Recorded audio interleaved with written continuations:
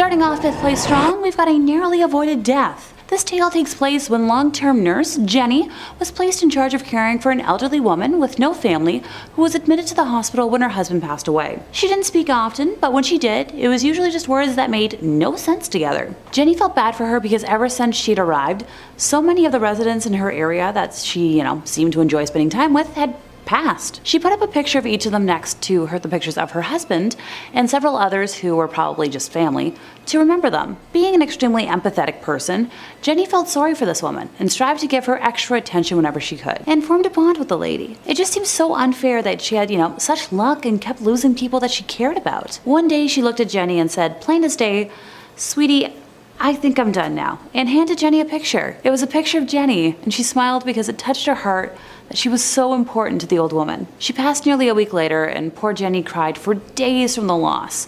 The old lady knew it was the end, and she said goodbye as best she could. Now fast forward to just under 2 years later, when Jenny was talking with a colleague, and that old lady came up in conversation. Her colleague referred to the lady as that crazy, explicit word for a female dog, which seemed very out of character for her, and it shocked and offended Jenny deeply. She expressed this to her colleague, not so nicely, and the lady looked at Jenny with a shocked look and said, "Oh dear, do you not know?" And then proceeded to explain something to Jenny that, she in fact hadn't known. As it turned out, it came out sometime after she had passed that the old lady had killed her husband by poisoning him, and that there was an investigation because it appeared that she had a ritual of befriending someone, obtaining a picture of them, and hiding the picture until she could kill them, usually by poisoning, and then displaying the picture as some sort of a trophy. It was suspected that this may have been the reason for the spike in mortality rate during her stay, and the considerable amount of photos in her collection. The last Jenny heard, the old family photos weren't any relation to the old woman, and the police were trying to ID the individuals and compare them to several cold cases. Sheesh. Thank goodness Jenny survived to tell the tale. In 4th place, time to tell the tale of a rocking bed. Nope, not a rocking horse, rocking chair, or like an ottoman. A bed. I know water beds are out of style and like a major safety hazard, but maybe this could inspire them to come back. New nurse Demi was working one of her first ever overnight shifts when a relative of one of her patients raced into the nurse's station, out of breath, screaming that she needed to come quick. Unable to elaborate, saying Demi had to see what she was talking about for herself. Our nurse made her way to the room in question, where this little old lady patient was crying and holding onto the bed for dear life, all while her bed was shaking extremely violently. Now, you're probably thinking that the lady was the one causing all that shaking, but apparently she was this frail, practically emaciated older lady who didn't even possess the strength to rattle the rails. The ward only had 2 other patients in it, and everyone in there was huddled in a corner, shaking in fright until it eventually subsided. Apparently that particular ward was rarely used, and the bed that the old lady was in was used even less. People who have laid in it complained of nightmares where they hear screams and laughter of angry children. I guess some restless spirit called dibs on that particular bed, and Demi would very much like it to pick somewhere else to hold court. Please and thanks. In 3rd place, we have the case of purple scrubs. Former EMT David O'Keefe worked mainly in transfers, and this particular client was always his last one of the day, having to return home late at night in the dark. She was an older woman who visited the hospital he was based out of for regular dialysis treatment. One specific day, she was being moved, and David was sitting in the back of the transport vehicle with her. She looked under the weather, so he asked what was wrong out of concern, and she said a man in purple had been visiting her. He asked if the man was, like a relative or a technician, but she shook her head. She said the man would sit next to her during dialysis appointments and stroke her hair. Thinking this was strange, right after he dropped her off at the hospital, David asked the hospital techs about, such a person, but no one had seen or remembered anyone wearing purple. Visitors also weren't really a thing at this part of the hospital, so he assumed the patient was just imagining it. While he was waiting to bring her back home, he saw the man in purple scrubs waiting outside that woman's room, watching her door. As David went to approach him, a bunch of tech personnel urgently ran past them into the woman's room, and David lost sight of the man. It turned out the woman in the room had suffered a heart attack and was sadly unable to be revived. Oh, and just a tiny creepy footnote, none of the staff in that hospital wore purple scrubs. In 2nd place, we have the end of a life. Sheila Schrock was a teenage orphan who lived with her older brother in Birmingham, Michigan, an attractive and affluent community. Sheila was babysitting in an upstairs room of a house at 1772 Villa Street early in the evening of January 19th of 1976 when she was surprised by a man who had just come from breaking into 3 other houses in the neighborhood, holding a pry bar and a screwdriver. Her assailant, described by a witness as a thin young white male, somewhere between the ages of 18 to 25, around 5'10" or 6 feet, with a sparse beard, prominent nose, pointed chin, removed her clothing, forcibly fornicated with her, and as this horrified neighbor witness watched from a nearby roof from which he was shoveling snow, ended her with a series of shots from a semi-automatic. That's specific. Allegedly, the attacker looted the home, making off with a firearm, jewelry, and blended in with the crowd on the street to escape. The eyewitness described the vehicle as a 1967 Cadillac, and even with all this detailing, he has never been apprehended. Poor Sheila. Like, that is such a specific remembrance of somebody's face, and even with all that, you can't apprehend him? Dang. In first place, we have a complete kidnapping. On October 24th of 1953, Viggo Rasmussen, a professor at La Crosse State College in Wisconsin, hired Evelyn Hartley, the daughter of a fellow professor, to take care of his own very young daughter. That evening, Evelyn's father Richard called the Rasmussen house several times after she failed to check in as planned around 8:30 p.m. and was met with no answer each time. Concerned, he drove to the house, and when he arrived, the doors were locked, the lights and radio were on, and items were scattered all over the house. The living room furniture had been moved around to different places, ditto for Evelyn's school books. Richard found her shoes in different rooms, with one shoe upstairs and another downstairs. He also found his daughter's broken glasses upstairs, but no sign of his actual daughter anywhere in the home. During the search of the house, Richard observed that every room that could be locked was in fact locked, minus a basement room at the back of the house that had an opened window that was missing a screen. The missing screen was located outside of the room in the backyard, leaning against a short step ladder. Pry marks were found on some of the windows, and footprints have been found in areas of the house, along with traces of red fluid, leading to red handprints, on the garage that was over 100 feet away. Oddly enough, the charge Evelyn was watching was still fast asleep and unharmed. Police believe someone took Evelyn through the yard, but dropped her on the ground before carrying her further, and this was supported by the police dogs who tracked her scent trail that ended 2 blocks away, where it's assumed that she was tossed into a vehicle, just like a sack of potatoes. They were told by one neighbor that they had seen a car repeatedly driving around the neighborhood, and another person who lived nearby claimed they had heard screams an hour earlier, assuming it was just from local kids playing. Now, before anyone calls out nonsense on that, have you heard kids playing in the neighborhood?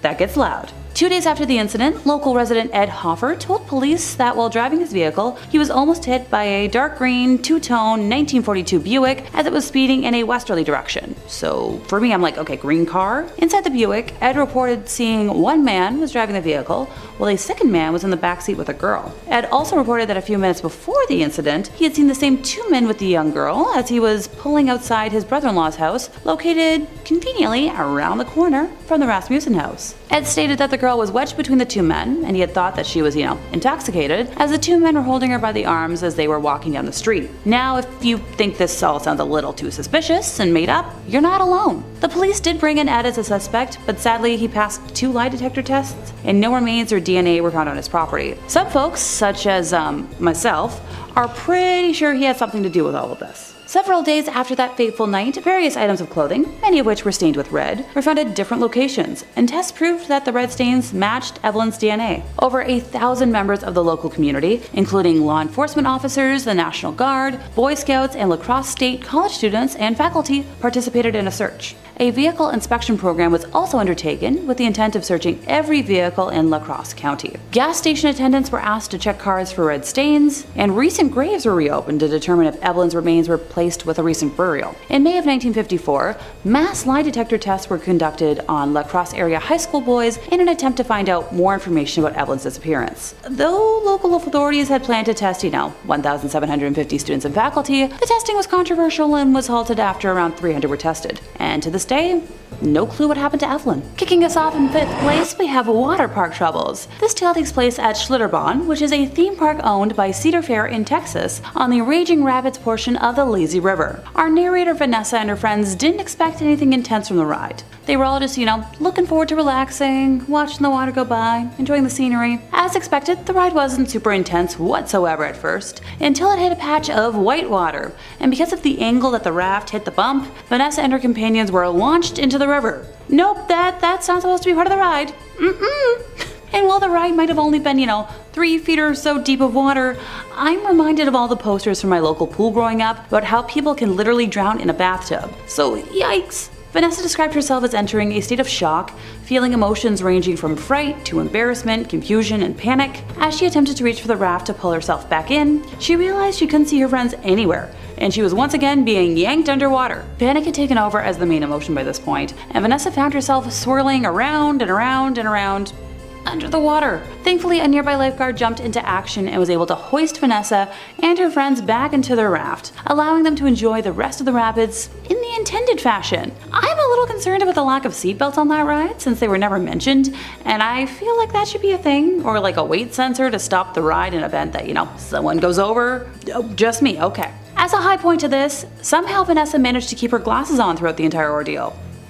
Go Vanessa! In fourth place, we have an urban legend from Canada's Wonderland. Time to move on to a Cedar Fair park that's a little closer to home. As someone who spends most of September through December at Canada's Wonderland every year, I just knew I had to include this ghost story in today's list. While Wonderland might be home to the scariest of scary monsters every October, the iconic Wonder Mountain is actually home to a ghostly spirit all year round. Construction of the iconic theme park happened between 1979 until 1981, with construction of the mountain alone involving a dozen local companies under Cincinnati engineer Curtis D. Summers. Now, while we don't know the name of our victim, one of the construction workers who was working on Wonder Mountain passed on the job, and for the most part, the details of his passing and specifics have been kept pretty secret. I tried. I promise I tried. This ghostie haunts the mountain to this day, specifically the Thunder Run ride. If the ride operators don't greet the area with good morning and good night at the beginning and the end of each operating day, the ride will malfunction and cease operations until given the proper respect. Honestly, I'm all for inviting the ghost to roam the park during Halloween haunt. What's the worst that could happen? An actual ghost over in Ghostly Pines or Spirit Manor would be so much fun to see. Oh, just my own opinion again? Of course. In third place, we have the Warner Brothers Jungle Habitat. Originally opening on July 19th of 1972, this now abandoned park closed its doors by 1976, which is a really bad timeline for a theme park that was technically never completed. The first time Jungle Habitat made headlines was only months after it first opened for business, when an Israeli tourist named Abraham Levy was riding through the safari in a taxicab and decided to roll down the window to get a better look at some of the animals roaming around. 2 lions attacked the car and mauled the 26-year-old tourist, causing lacerations to his face and shoulder. He took credit for the harm, citing his own foolishness, which helped to dodge, like a media onslaught, for the most part. By the end of the year, reports of animals escaping into the wilds of West Milford, which is where the park is located, were far too many in volume to be ignored. Besides the sightings of harmless animals like peacocks, there were numerous rumors spreading about dangerous animals such as a pack of wolves and a lion being sighted along local roads. Okay, look, I grew up in the land of moose, and I wouldn't want to see one of those on the side of the highway. I can't imagine seeing a lion on the side of one. These sentiments voiced way back in the day are identical to the rumors still running rampant today. Tales told by local residents who have, looked out into their backyards include wandering ostriches and a band of baboons running amok in the town's pharmacy. Guess they needed a prescription filled. Emus, baboons, and even wolves are just some of the uncaged critters which have been known to actually have escaped the park. I feel like I found the origins for the Night at the Museum franchise. On July 8th of 1974, a 68-year-old visitor from Long Island was grabbed by the trunk of a baby elephant, which then slammed her against a fence and bit her. The woman, her name's Elizabeth Ennis by the way, was later awarded $200,000 by a court. In an account in the New York Times, she claimed the elephant bit her on the right hand, and because of the trauma incurred by being slammed into the fence, she had persistent pain in her right side that prevented her from lifting heavy items. Her husband was awarded $5,000 for the loss of companionship. I'm just glad that's all that she went through. Goodness, elephants are pretty big. The animals also had a tendency to damage the cars that passed through. An e-museum for the park that exists online now says that the tigers like to bite and pop car tires, and monkeys like to rip antennas off the cars. Sounds like a lack of good animal training and boundaries to me, but I'm no animal expert. Right after the park closed in October of 1976, some of the animal carcasses were left outside. This pile grew until, 30 animal bodies, including that of an elephant, a bison, a camel, and some zebras, were all left lying until April, when the ground had thawed enough to finally bury what was left of them. The 6 months that they were left exposed was a violation of state laws, which stated that any animal should be buried within 48 hours of its passing. Despite this violation, Warner Brothers were not sanctioned. Jungle Habitat is gone now, but never forgotten. Reports of mysterious kangaroo sightings in remote corners of West Milford still turn up from time to time. Be careful, kangaroos hurt. Number 2, the White Lady Ghost. Continuing on with the skeptical society, the frequent detractor of the Warrens. Many critics of the Warrens have noted their consistent lack of evidence for their cases. They've got a museum of cursed objects and haunted relics, but they don't seem to have any actual hard evidence of ghosts. The most prominent bit of evidence that they've ever put forward was a photo from the Amityville Horror case allegedly depicting a ghost descending a staircase, but there is a lot of evidence to suggest the Amityville case was a fraud as a whole and should probably be questioned reasonably. One infamous ghost Ed Warren claimed to have seen was that of the White Lady ghost, a ghost dressed in all white that haunted the Union Cemetery. Stephen Novello repeatedly questioned Ed, saying that if they had this video footage of a ghost somewhere, that it doesn't make sense why you wouldn't release that footage publicly to silence any critics or doubters. Eventually, Stephen was invited to the Warrens' home to watch the tape and was sufficiently unimpressed. Why don't you take a little listen to his review after watching the clip. The piece de resistance of the museum is Ed's video of the White Lady of Union Cemetery in Easton, Connecticut. We've only been allowed to view this tape in the Warrens' home because Ed refused to give it to us to analyze, a common theme in our investigations. The tape shows a white human figure moving behind some tombstones. Like videos of UFOs, Bigfoot, and the Loch Ness Monster, the figure is at the perfect distance and resolution so that a provocative shape can be seen, but no details which would aid identification. Ed Warren has not investigated this video with any rigor and refuses to allow others to do so. Despite Ed's insistence that he was engaged in research, he continued to jealously hoard his evidence rather than allow it to be analyzed. Now, detractors like Novella have suggested that the footage in question has been faked and it was just someone in a sheet. This footage actually is available now. After decades and decades of just talking about it, you can see the footage for yourself. It's available now on their son-in-law's personal YouTube channel after Ed had passed, and I will admit it is a bit blurry. It is kind of hard to make out anything. Number 1. The Amityville Hoax. Now, besides The Conjuring, one of the biggest cases the Warrens were ever involved in was the Amityville Horror. Before the Conjuring cinematic universe kicked off and they made 3 Annabelle movies, they were making films and books about the Amityville story. It gripped America as it was a truly bizarre haunting case. Well, except for the fact that there seems like there's a big pile of evidence to suggest the case was greatly exaggerated for the cameras and media. The book was a bestseller and the movie was a hit, but take a listen to some smaller inaccuracies. For one, the Lutz claimed that they found demonic footprints in the snow, but weather records around the time of the incident showed there was no snowfall. The book and the film also both refer to police being called to the house, but no records show that police were ever contacted during this time. Perhaps most incriminating is William Weber, who is the attorney for Ronald DeFeo, has claimed multiple times that the entire story was all a hoax collaboratively created between the Lutz family, novelist Jay Anson, and the Warrens. This wouldn't even be the first time it seemed like the Warrens were more interested in a good story than the truth. The Haunting in Connecticut story was written into a non-fiction novel by Ray Garton, a horror novelist who was commissioned by the Warrens to tell the story. He claims that he found the experience very frustrating as an author because while he was trying to report on the story, the Snedeker family involved in the case could not keep their details straight and were providing several conflicting stories. He pressed Ed Warren on it, and Ed told him, "They're crazy. All the people who come to us are crazy, that's why they come to us. Just use what you can and make the rest up. You write scary books, right?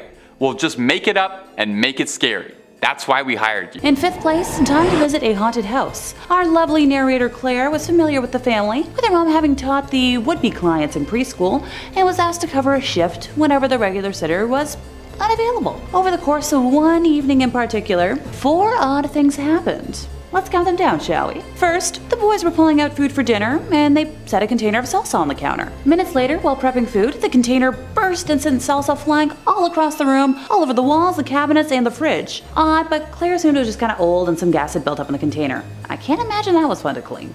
Well, while she was cleaning it and the boys were in the kitchen helping her, they all heard a loud thud in the living room. Rushing as a group into the other room, they saw that 2 framed photos on opposite walls had fallen to the floor at the same time. Neither of them appeared damaged, but they both landed right on the floor. Claire propped them up against the walls, but left them alone.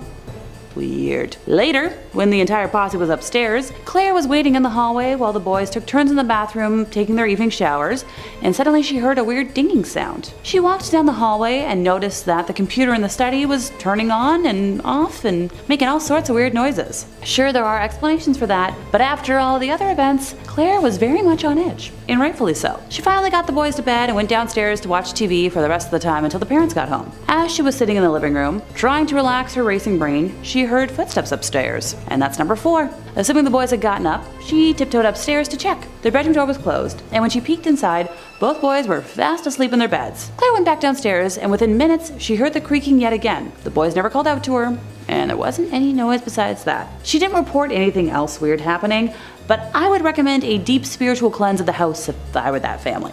Just my 2 cents. In 4th place, we have a case of moving dolls. As someone who collects creepy dolls, this story definitely intrigued me from the get-go. Here's the thing with dolls with a personality, okay? They have to be treated with respect, carefully preserved, and be in a quasi-emotionally stable environment, or else weird things are, they're gonna happen. Don't worry, I promise a video on my personal creepy doll collection is coming soon. I'm just waiting on one of them to be ready to take a day trip to be on camera. It's a whole thing, but we respect boundaries. Where was I again? Oh, right. Poor Ashley. She arrived at the Lanford house one night, ready for what she thought was a typical babysitting evening. Upon encountering Sarah, mother of Kelly, she realized that poor Kelly was indexed within an inch of her life. Sarah had prepared a thoroughly detailed binder of everything Ashley would ever need to know about Kelly, and more. From a tab explicitly spelling out Kelly's allergies, to her every phobia, each show she was allowed to watch on TV and when they'd be on, and more. It took a while for Ashley to scoot Sarah out the door, but when she did, Ashley breathed a sigh of relief, wondering if the night was going to be an easy evening, or what the heck had she gotten herself into. Going through the binder herself, she observed that it was indeed supper time, in accordance with the minute-accurate schedule, and began following the precise instructions, prepping the water pot to boil. I would never be able to follow a minute schedule. No, thank you. While she waited for the water to, do its thing, Kelly offered to introduce her to the dolls that were in the living room, and Ashley happily accepted, hoping to figure out if the ward was genuinely neurotic or just a poor victim of extreme helicopter parenting. Kelly introduced Ashley to each doll in great detail, and then began to act out scenarios, pretending as if the dolls were alive and out to hurt her. Now look, I'm not gonna pretend I was a normal kid, but I don't think I put my Barbies in a scenario to end my life. I'm thinking, yeah, I don't think so. Poor Ashley ran for the binder, flipping through the phobia and usual behavior sections in an attempt to see if there was a way to placate the situation, when suddenly, Kelly stopped, as if nothing had happened. Ashley tried prompting her, seeing what had taken over, but nothing. By this point, the pot in the kitchen had finally reached a boil, and Ashley turned her attention to making dinner, hoping that sticking to the schedule would avoid any further weird behavior. After supper was over, and Kelly was watching one of the pre-approved shows on the list, Ashley noticed that some of the dolls that were previously in the display case had disappeared, and she couldn't find them anywhere in the house. Kelly hadn't left the first floor of the home while Ashley was making dinner, so she couldn't have just run off with them. She tried to shrug it off, but the weird thoughts continued to plague her mind, and rightfully so. It wasn't until later, when the duo was upstairs, that Ashley found one of the dolls hanging upside down from a painting that was way too tall for Kelly to reach in any way, and parts of another throughout Kelly's room while trying to put her to sleep. Ashley was thoroughly terrified at this point, and yeah, ditto, and when Sarah arrived home, bolted from the house as quickly as she could. The next morning, she woke up at home in her own bed with the last of the missing dolls next to her. She mailed it back with no return address and refused to ever enter the Lanford home ever again. In 3rd place, we have a Scream knockoff. While Taylor was in her last year of university, she was determined to make extra money and decided to post ads online for babysitting and dog walking services, adding photos of herself and her phone number in an attempt to appear as legitimate as possible. Roughly an hour after finalizing her posting, Taylor was cooking herself dinner and heard her cell phone ringing from where she left it in her upstairs bedroom. Sadly, she couldn't retrieve it immediately since, she was handling a lot of hot pans, so she let it ring out. A few minutes later, it began to ring again, and when she didn't retrieve that call either, whoever it was called back, and repeatedly until she was finally able to leave her pans and bolt upstairs to answer it. When she picked up, all that she could hear was heavy breathing, so after she didn't get a reply, she hung up, but the phone rang again the moment she put it down. Annoyed by this point, and I would be too, Taylor picked up once again, this time finally encountering a male voice. The conversation began normally, so Taylor assumed that the call before was just a bad connection. He explained that he had a duo of very young offspring and wanted to know if she thought she could handle that responsibility. Taylor informed him that she had experienced dealing with poorly behaved clientele before and assured the man that she could handle what he was describing. The man followed up by asking if she could do any overnights, and this is where the red flag started to kick in for Taylor. Dang, I should have brought one today with me to count them off. Oh well, just imagine it, right here. Whee! Thanks to common sense kicking in, she firmly said that she would not babysit overnight and was met with only heavy breathing in response. She asked if he was still there, and after a period of silence, the voice asked, "Are you a virgin?"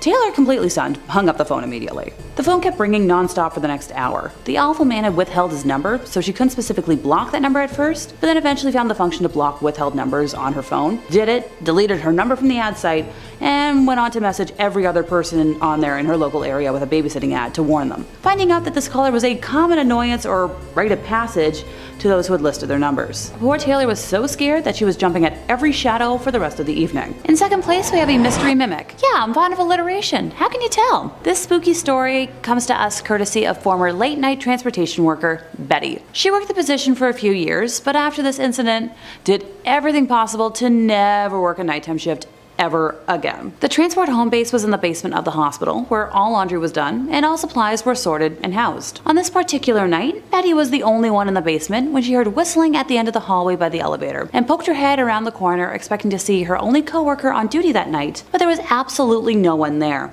And so, she shrugged it off. That night in particular was slower in pace, so she opted to take a snack break and veg in the break room for a bit, when she heard a loud bang out of nowhere. Betty walked into the hallway and a bed was rolling down the hall, bumping into the sides of the walls. Now at this point, she assumed that her coworker was playing a prank on her, and she directly radioed him to chew him out, but he swore he was upstairs. Honestly, I'd be assuming the same.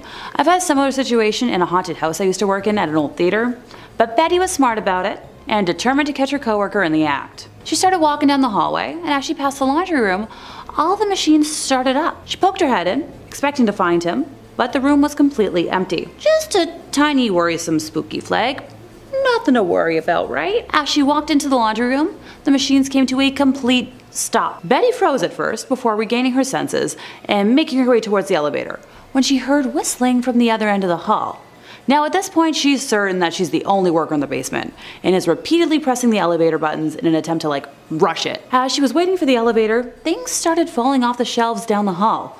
Betty could only stare in shock as boxes of gloves, tissues, and packages of tubes fell off various racks one by one. Her entire body broke out in goosebumps, every hair standing on its end, and the feeling of being watched had completely consumed her thoughts. When the elevator finally arrived after what seemed like forever, Betty felt the sensation of someone brushing her arm and screamed in panic. Upon exiting the elevator upstairs, she made a beeline for the cafeteria, where her coworker actually was, and broke down explaining the entire ordeal. Now, before y'all ask, but Alexa, how was this spirit a mimic? Turns out that Betty usually whistles to herself at work at night, chats with the laundry folks during daytime shifts, and the items that fell off the shelf slowly were common items that she would have to retrieve. Yeah, big note for me on this one. In first place, we have terrified security staff. Security guard Mason claims that while he wants his location to stay anonymous, he used to work overnight security in one of the largest, best, and oldest hospitals in the USA. He and his fellow security officers all have stories about one building in particular, which was built in the late 1800s and was the original psychiatric building for this hospital. Now, being the late 1800s, not much was truly known about psychiatric disorders at that time. On top of that, this hospital was known for its medical research. Sadly, with what we all know about history, when you combine the two, that spells out a lot of nightmares. A couple years before Mason started working security there, this building in particular had been converted partially into offices after the newly built part of the hospital had dedicated a section for the updated psych ward. Mason's rounds for the first night of our tale happened to include, yep, you guessed it, that building. At night, this building was empty, due to most of the staff who worked in those offices leaving by 5 p.m. every day. Apparently some folks like to rush home, which is fair, but they would leave their office doors unlocked, which was a big no-no, due to medical information being located in their offices. Big confidential stuff. Kinda want to keep that locked up. It was security's job to go to each floor, make sure every door was locked, and if it wasn't, to secure it themselves. Mason did his initial sweep of the building to make sure it was clear of people, and then proceeded to do door checks. The hallways were pretty narrow, so he could check both sides of the hallway's doors at once. At the end of this hallway, there were 2 sets of doors you had to go through to reach the final office, which was a dead end, so you had to come back out, go the other way. He noticed everything was secure, so he was ready to move on to the next floor. He exited the 2 sets of doors from the dead-end office and froze at what he saw. Every door that he had already checked was completely ajar, and set so perfectly so that their own weight wouldn't cause them to shut again. A single wheelchair had appeared at the end of the hallway and was facing towards the steps. Mason had heard other security officers outright reject that set of rounds due to the strange stuff that was happening, but he originally laughed it off until that night. He went around and forced the now open door shut and tried to shrug it off. Nothing else weird happened that night, and he returned the next night to patrol the miners' ward. The area was just under construction, so security was needed to make sure nobody got hurt by accident and all the workers were doing their job. Safety first. When Mason was hanging out in the break room before his shift officially started, other security guards were discussing various reports of seeing a young human with brown hair who would disappear randomly, and Mason dismissed this as just gossip meant to spook off the newbies. An hour into making his rounds, a foreman who had stayed late called security and asked for a security officer to come up because, quote, a youngin' with brown hair had locked himself in a room and he didn't want him to get hurt with all the open wires in there. Mason answered the call, went and unlocked the door for the foreman, and looked in a 20x8 room for about 10 minutes, and upon seeing no one, called it in as a false alarm. He attempted to shrug it off until he received a call for backup in the psych ward, and when he arrived he noticed the patient was in a state of panic near the remnants of a shattered chandelier. Now, before he had experienced the abnormal happenings in this building, Mason claims he would have written off his testimony as idiocy, but the patient claimed that something held him in that spot as the chandelier started swinging wildly until it started to fall. When it started to fall, he was let go and allowed to move, and scrambled out of the way before it hit him. Now, this was the beginning of the end for Mason, who requested to be transferred to hospitals the next day. And as much as I love the Phantom of the Opera, I don't really want it to become reality. One of my favorite things to say in accordance with that is that I love one fictional toxic tenor, and only one. Emphasis on fictional. Number 5, their relationship. Now the movies portray Ed and Lorraine Warren as a perfect couple, a pair of demonologist ghost hunters that nothing could possibly stand between. No demons, no spirits, no troubles in the marriage. Well, in reality, there are claims, pretty substantial ones, that the relationship wasn't quite as picturesque as the movies made it out to be. The pair lived with a girl named Judith Penny, someone who is notably absent through the movies. Judith later in life revealed some truly shocking secrets and allegations against the pair. She suggested that Ed acted violently to Lorraine behind closed doors, and claims that on more than one occasion he struck her. Penny said in a recording to The Hollywood Reporter, "Some nights I thought they might end each other's lives." Of course, the Conjuring movies are nothing like that, and portray them as a fairy tale storybook couple almost. It's a very stark contrast. The production company was strong-armed into showing the couple as loving as possible in a deal by Lorraine Warren for the films after Ed had passed away. A producer for the Conjuring films, Tony DeRosa Grund, spoke out against Ed Warren in an email to top Warner Brothers executives, referring to him as a violent husband and a criminal. He said, Lorraine enabled, she knowingly allowed an illegal relationship to continue for 40 years. They lied to the public. Now we've got lots of videos on Ed and Lorraine Warren, whether you're a fan or a hater. We've got lots on the topic. But if that's not your jam, we've got cryptids, conspiracies, true crime, fake crime, aliens, pretty much anything scary under the sun. Top 5 Scary's got a video for. So click on through, find something to scream at, and subscribe, but do that when the credits roll, okay? We worked hard on this video. Number 4, Judith Penny. Perhaps the most serious claim regarding the pair had nothing to do with ghosts or spirits, but it was the nature of the relationship with Judith Penny and Ed Warren. In 2017, evidence surfaced from Judith herself to suggest that the movies left out one of the biggest details of their lives, that Ed Warren was involved in an extramarital relationship with an underage girl. Judith has sworn that she spent 4 decades living in the Warrens' house as Ed's lover, but that the relationship began when she was 15.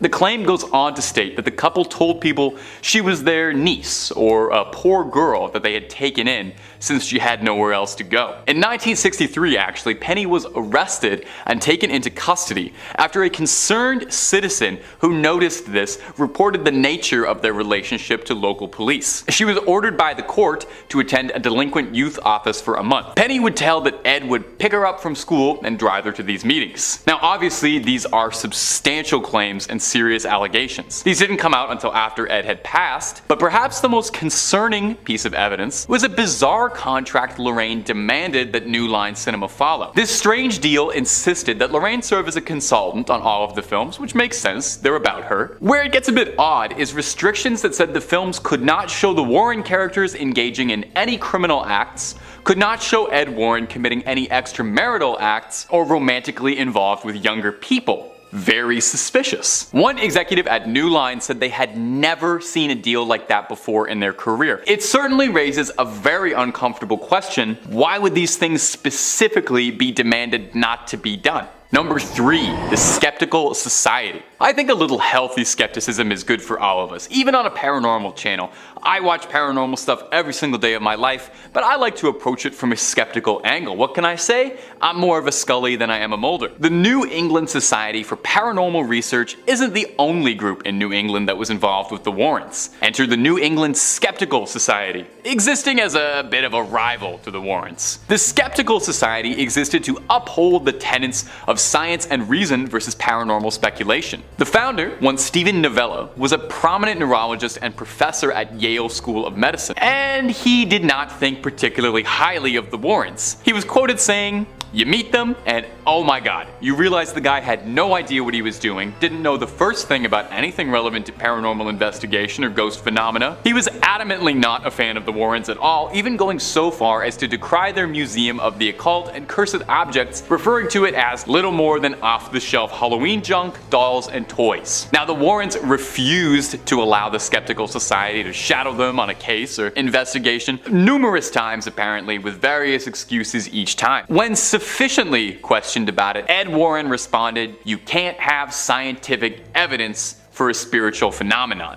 An outright investigation by the society printed in a newspaper read, "The Warrens claim to have scientific evidence which does indeed prove the existence of ghosts," which sounds like a feastable claim into which we can sink our investigative teeth. Now, what we found was a nice couple. Some sincere people, but absolutely no compelling evidence. In second place, we have the Joyand Deaths. Located in Wichita, Kansas, Joyland once featured state-of-the-art rides and attractions, holding a reign of 55 years of fun and joy. Today, the once popular park is being reclaimed by nature, piece by piece by piece by piece. Joyland came into existence on June 12th of 1949. It was founded by Lester Ottaway and his sons, Herbert and Harold. Now, Herb had a passion for steam engines and race cars, and he refurbished both types of vehicles. By 1934, Herb Ottaway had refurbished a miniature steam locomotive and cars, and was traveling with them to county fairs in Kansas and Colorado. Joyland was originally opened to give Herb's refurbished locomotive a more permanent home. As the attraction became more popular, the Ottoways eventually added a number of different rides and games to the amusement park.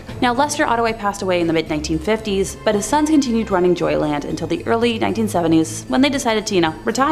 Joyland was then sold to Stanley and Margaret Nelson, who owned the park until it closed its doors in 2004. Joyland featured attractions such as a wooden roller coaster, my personal favorite kind of coaster, a wacky shack dark ride, a log jam, a sky coaster, bumper cars, the classic carousel, and of course, a Ferris wheel. Now, on April 6th of 2004, a 13-year-old girl was enjoying a Ferris wheel ride with her friends when the restraint bar holding them in came undone. The young girl fell more than 30 feet, suffering multiple head, arm, and leg injuries, and it's a miracle that she survived. The Ferris wheel was immediately closed, while both private and federal investigations looked into whether everything was, safe and up to code. The ride managed to, reopen eventually after these investigations were wrapped up, so okay, I wonder what to code means anymore. Another notable ride at Joyland was the wooden roller coaster that was known as the Nightmare. Although the roller coaster was a staple at the amusement park, it too saw its fair share of injuries. On May 25th of 1977, one rider stood up in one of these carts and fell. He passed at the scene from injuries sustained from the fall. Another death occurred 20 years later on August 27th of 1998 when a 35-year-old maintenance worker named Kevin Briley was under the ride trimming the grass. He stood up and was tragically hit by the roller coaster. He also died at the scene from his injuries. My heart hurts telling that tale because I'm such a huge lover of traditional wooden roller coasters. There's just something about narrowly avoiding whiplash that I personally find thrilling. Joyland closed its doors in 2004. Maybe it might be worth, a little urban exploration. In first place, time to visit the ghosts of the Enchanted Forest. The whimsical 20-acre amusement park was built in an Oregon forest and boasted handcrafted attractions like Storybook Lane and Toftville Western Town, along with rides like the Ice Cream Mountain bobsled roller coaster and a big timber log ride. Sounds pretty magical, right? Yeah, that all depends on who you ask. Though many folks experience nothing more than a charming park, other more abnormal experiences are definitely not in line with a regular amusement park. For many, a visit to the Enchanted Forest can be a supernatural phenomenon, and I know I'd be happy either way. I love all things fantastical and wonderful and whimsical, but also spooky. Tales of employees feeling a ghostly presence on attractions like the Haunted House and Challenge of Mondor ride caught my eye while doing research for today. The story of Enchanted Forest starts with Roger Toft, the park's creator, who spent every last penny he had to make his passion project come to life in 1971. His granddaughter, Ashley Toft, is now the park's general manager, and while she claims she's personally never experienced any supernatural phenomena on the Haunted House, she did admit that the attraction makes her feel anxious and overwhelmed. While guiding a group of experienced paranormal experts through the attraction, she led them directly to a cold spot that could be attributed to an otherworldly presence. As much as I understand the stigma of not wanting to believe in ghosts, that's a coincidence I can't just ignore. Challenge of Mondor ride operator Chris Dunn has since told a tale of an inexplicable encounter that he experienced one morning in 2016 while prepping the wizard-themed target aiming attraction for the day. He explained how he heard footsteps behind him, but turned around.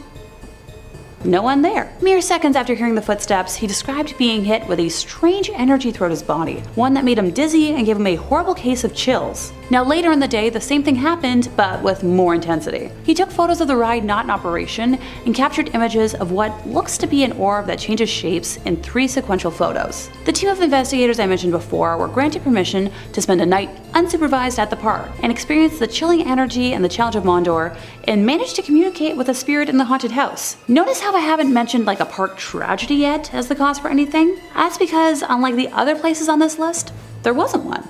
The haunted house was built during the original construction along with the rest of attractions, and Challenge of Mondor was constructed in 2006. Time to borrow that time machine I've been asking the powers that be for, and travel on back. In August of 1846, Oregon settlers and indigenous tribes of the Willamette Valley fought a terrible battle in present-day Salem known as Battle Creek. The theory most people believe is that the energy could be the cause of the manifestation in the theme park, which was built in close proximity to the gruesome fight. You let me know what you think down in the comments. In our 5th place position, we have my favorite creepy doll, Annabelle. Back when I was in high school, I actually got to portray her in a local haunted house, which was the beginning of my scare acting career. Hey, I promise I am quite terrifying if I want to be. I promise. For those of you who might be rolling their eyes right now, I'm going to refresh memories on the real Annabelle story. So feel free to cozy up and listen. Donna and Angie were student nurses and good friends who had decided to room together while in school. And for Donna's 28th birthday, her mom had gifted her a very large Raggedy Ann doll, something she was thrilled about. Personally, I'd react the same way. Let the record know that I'm always down to accept gifts of dolls or plushies. Soon after adopting the precious doll, Donna started to notice some weird behavior. She would leave Annabelle in her bed every morning behind her locked bedroom door, seating her the same way with her arms and legs crossed, and would come home at night to Annabelle having moved rooms and in positions that weren't possible. She's described a few instances of the doll kneeling, and speaking from experience, stuffed dolls can't kneel without falling for more than a few seconds. Donna and Angie then started finding notes left throughout the apartment, written on parchment paper in red pen, 2 things they didn't own. When Donna's boyfriend Lou started criticizing the doll, unexplainable handprints and scratches began appearing on his body. And that's when the girls made the decision to call a priest, who then brought in the Warrens. They were able to calm down the entity enough to remove it from the home and transport her to their museum, where she resides to this day. Now, the footage I'm talking about here is from the visitors who have visited Annabelle in her current residence over the years. If you look closely, you can just see the energy that's alive in her. Also, if she was never removed from her box until the last few years, how is she able to change position ever so slightly from one video to the next? You tell me here. In 4th place, we have footage from a Buddhist exorcism. Known as Parita, which can be translated as protection or safeguard, it refers to the Buddhist practice of reciting certain verses and scriptures in order to ward off misfortune or danger. The practice of reciting or listening to the Parita suttas began very early in the history of Buddhism. The Mahavamsa contains the earliest historical reference to this practice, describing how Upatissa I instructed monks to recite the Ratana Sutta throughout the night during a period when Sri Lanka was afflicted by plague and diseases. In the Pali literature, these short verses are recommended by the Buddha as providing protection from certain afflictions. The belief in the effective power to heal or protect of the Sakakariya, or asseveration of something quite true, is an aspect of the work ascribed to the Parita. It is also widely believed that all-night recitations of Parita by monks bring safety, peace, and well-being to a community. Parita discourses can be recited at events like a funeral or on the death anniversary of a loved one, and can also be recited to placate antagonistic spirits. In 1987, Ed and Lorraine took a trip to Japan to offer their expertise in some cases that were ongoing in different parts of the country, with one of their stops being to a Buddhist temple. Describing everyone they encountered as lovely, Ed and Lorraine were shocked when they came upon not one, but two people under possession. Ed described one as being under the influence of a snake demon, as they slithered around the floor constantly, with their tongue darting in and out of their mouth. The possessed people were blindfolded, so the demons couldn't witness the rites, as the Buddhas went through the rituals and chanted around them. After the spirits were cast out, a bonfire was built to help guide them towards the afterlife. The footage we see is from a later round of prayers, which was held because one of the sets of spirits refused initially to depart from her attached soul. You can hear Lorraine attempting to guide the spirit out with the aid of a translator, coaxing Teresa to go on to the light and fly away, that her family was no longer here. In third place, we have the elusive White Lady of Union Graveyard. Some believe she is Harriet Seeley, whose young son passed shortly after being born, and Harriet herself passing soon afterwards. Legend believes she may have died in hopes of finding her son, and still wanders their final resting place searching him out, while others believe she is the ghost of a woman from the 1940s who killed her husband and later herself and is doomed to wander the graveyard. You tell me which one you believe. Her physical description is the one thing that remains consistent. She is a young woman wearing a white dress with dark hair. Thank goodness I'm not wearing white today. It seems as if she enjoys scaring the daylights out of the living, which, hey, my kind of gal. Many who have witnessed her believe they have almost hit her with their vehicle, only to find no trace of her once they pull over, while others claim they have often seen her hovering slightly above the ground around the cemetery, going back and forth amongst different gravestones. In 1993, local firefighter Glenn Powell received a call about a transformer explosion and drove to the scene of the incident with a police officer and observed a female driver following closely behind him on the road. He remembers the night sky had turned pink, my favorite color, and the explosion emitted large amounts of electricity that had made the hair on his arm stand up at a close distance. Glenn was driving along the road beside the cemetery when the officer seated next to him yelled, "Watch out!" In the middle of the road was a woman with, you guessed it, long brown flowing hair and wearing a white Victorian nightgown. Glenn described seeing a surprised look on her face before slamming on the brakes, but was unable to avoid hitting her, describing it like hitting a brick wall, with the back of his truck flying into the air and the policeman next to him being launched into the dashboard. The driver behind him jumped out of the car and helped the two men search the area of the crash to check on the woman. Glenn is quoted as saying, "There was no red bodily fluids, there was no clothing, there was nobody, there was nothing." Located in Connecticut, Lorraine used to often take walks through the cemetery, saying that it was one of the most haunted places around. Ed caught the White Lady on camera on September 1st, 1990 at 2:40 a.m., his 7th night in a row of filming at the cemetery, determined to have footage as proof, and we can show some of that footage to you now. He described dark figures surrounding her, shapes that he said were wood ghosts that seemed to jump on her while they all argued. And at number 2, the Borley Rectory. The Borley Rectory is said to be one of the most haunted places in the UK. A nun had been buried within the walls of its church, and once found was moved to a nearby graveyard. But ever since, there's been some serious haunting. According to this video though, Ed and Lorraine have been to that location over 200 times. Talk about courage. The duo discussed their first experience at Borley Church in 1976, with Lorraine saying that the investigator that she was with, who was very skeptical to begin with, was assaulted by a spirit, claiming he could not breathe, and that something was pushing him. Later on, they listened back to the audio that they were recording while they were there. Lorraine said that you could hear a woman's voice over his screaming, saying the words, "Hit him, hit him." And finally, in at number 1, Poltergeists. In this clip from a documentary, Ed and Lorraine talk about poltergeists and their dangers. It features a clip of them that they recorded with a family in Connecticut dealing with a poltergeist, with the family's face blurred out in order to give them privacy. It starts off with the group saying prayers, and then Ed tries to communicate with the spirit. We hear the spirit making banging noises in response. Ed proceeds to ask the spirit who it doesn't like, listing off each individual in the family. It finally answers yes via the knocking to the family's mother. Then Ed confronts the poltergeist on his own, and we see chairs and furniture moving around the room. The video continues, showing a clip of the family's little girl being bothered by the poltergeist, who moves the chair that she's sitting on. The Warrens would then later call a priest to perform an exorcism, which wasn't on camera. Arguably, you can see why. Although by the end of the clip, the two of them note that there's no way of knowing if a poltergeist may or may not come back to haunt the family. In the name of Jesus Christ, I command you to reveal your identity.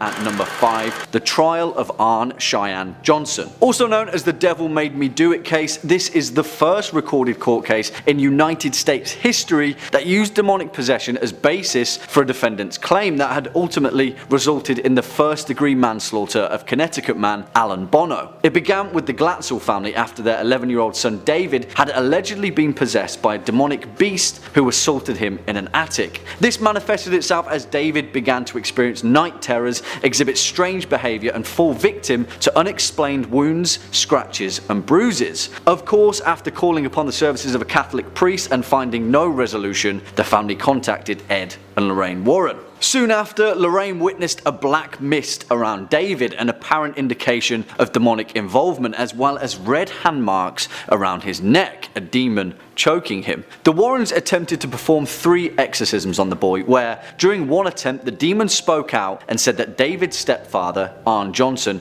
would commit a murder when the demonic host would go on to possess him itself. Well, that's exactly what happened, strangely enough, and Arn Johnson was convicted of first-degree manslaughter and sentenced to 10 to 20 years in prison. He still maintains that he was possessed by a demon to this day, despite the court not believing so. Coming in at number 4, The Werewolf of London. Well, that's a title if I've ever heard one. Do you know anything about lycanthropy? The supernatural transformation of a person into a wolf? On the other hand, scientifically speaking, defined as clinical lycanthropy, a rare psychiatric disorder that involves the delusion of bestial transformation, often exhibited as a wolf. Meet Bill Ramsey, a London man or wolf who had allegedly demonstrated demonically possessed lichen behaviour since the age of 9. In 1983, as a grown man, he admitted himself to an institution desperate to get help for his affliction. According to Bill, he would display superhuman strength and feel a rabid, frenzied urge to bite his family and relatives before succumbing to a strange seizure and convulsion. While in hospital, Bill had an overwhelming craving for blood and went on to attack a nurse while barking like a dog. A few years later, after being released from hospital, he went into a wolf-like rage and attacked a police officer with superhuman force. It took 6 more police officers to finally restrain the beast, leading to widespread news coverage and mass hysteria of a werewolf in London. Of course, this caught the attention of Ed and Lorraine, and they flew him out to Connecticut, performed an exorcism on the wolf demon, and he was right as rain. Job done. Everyone's a winner.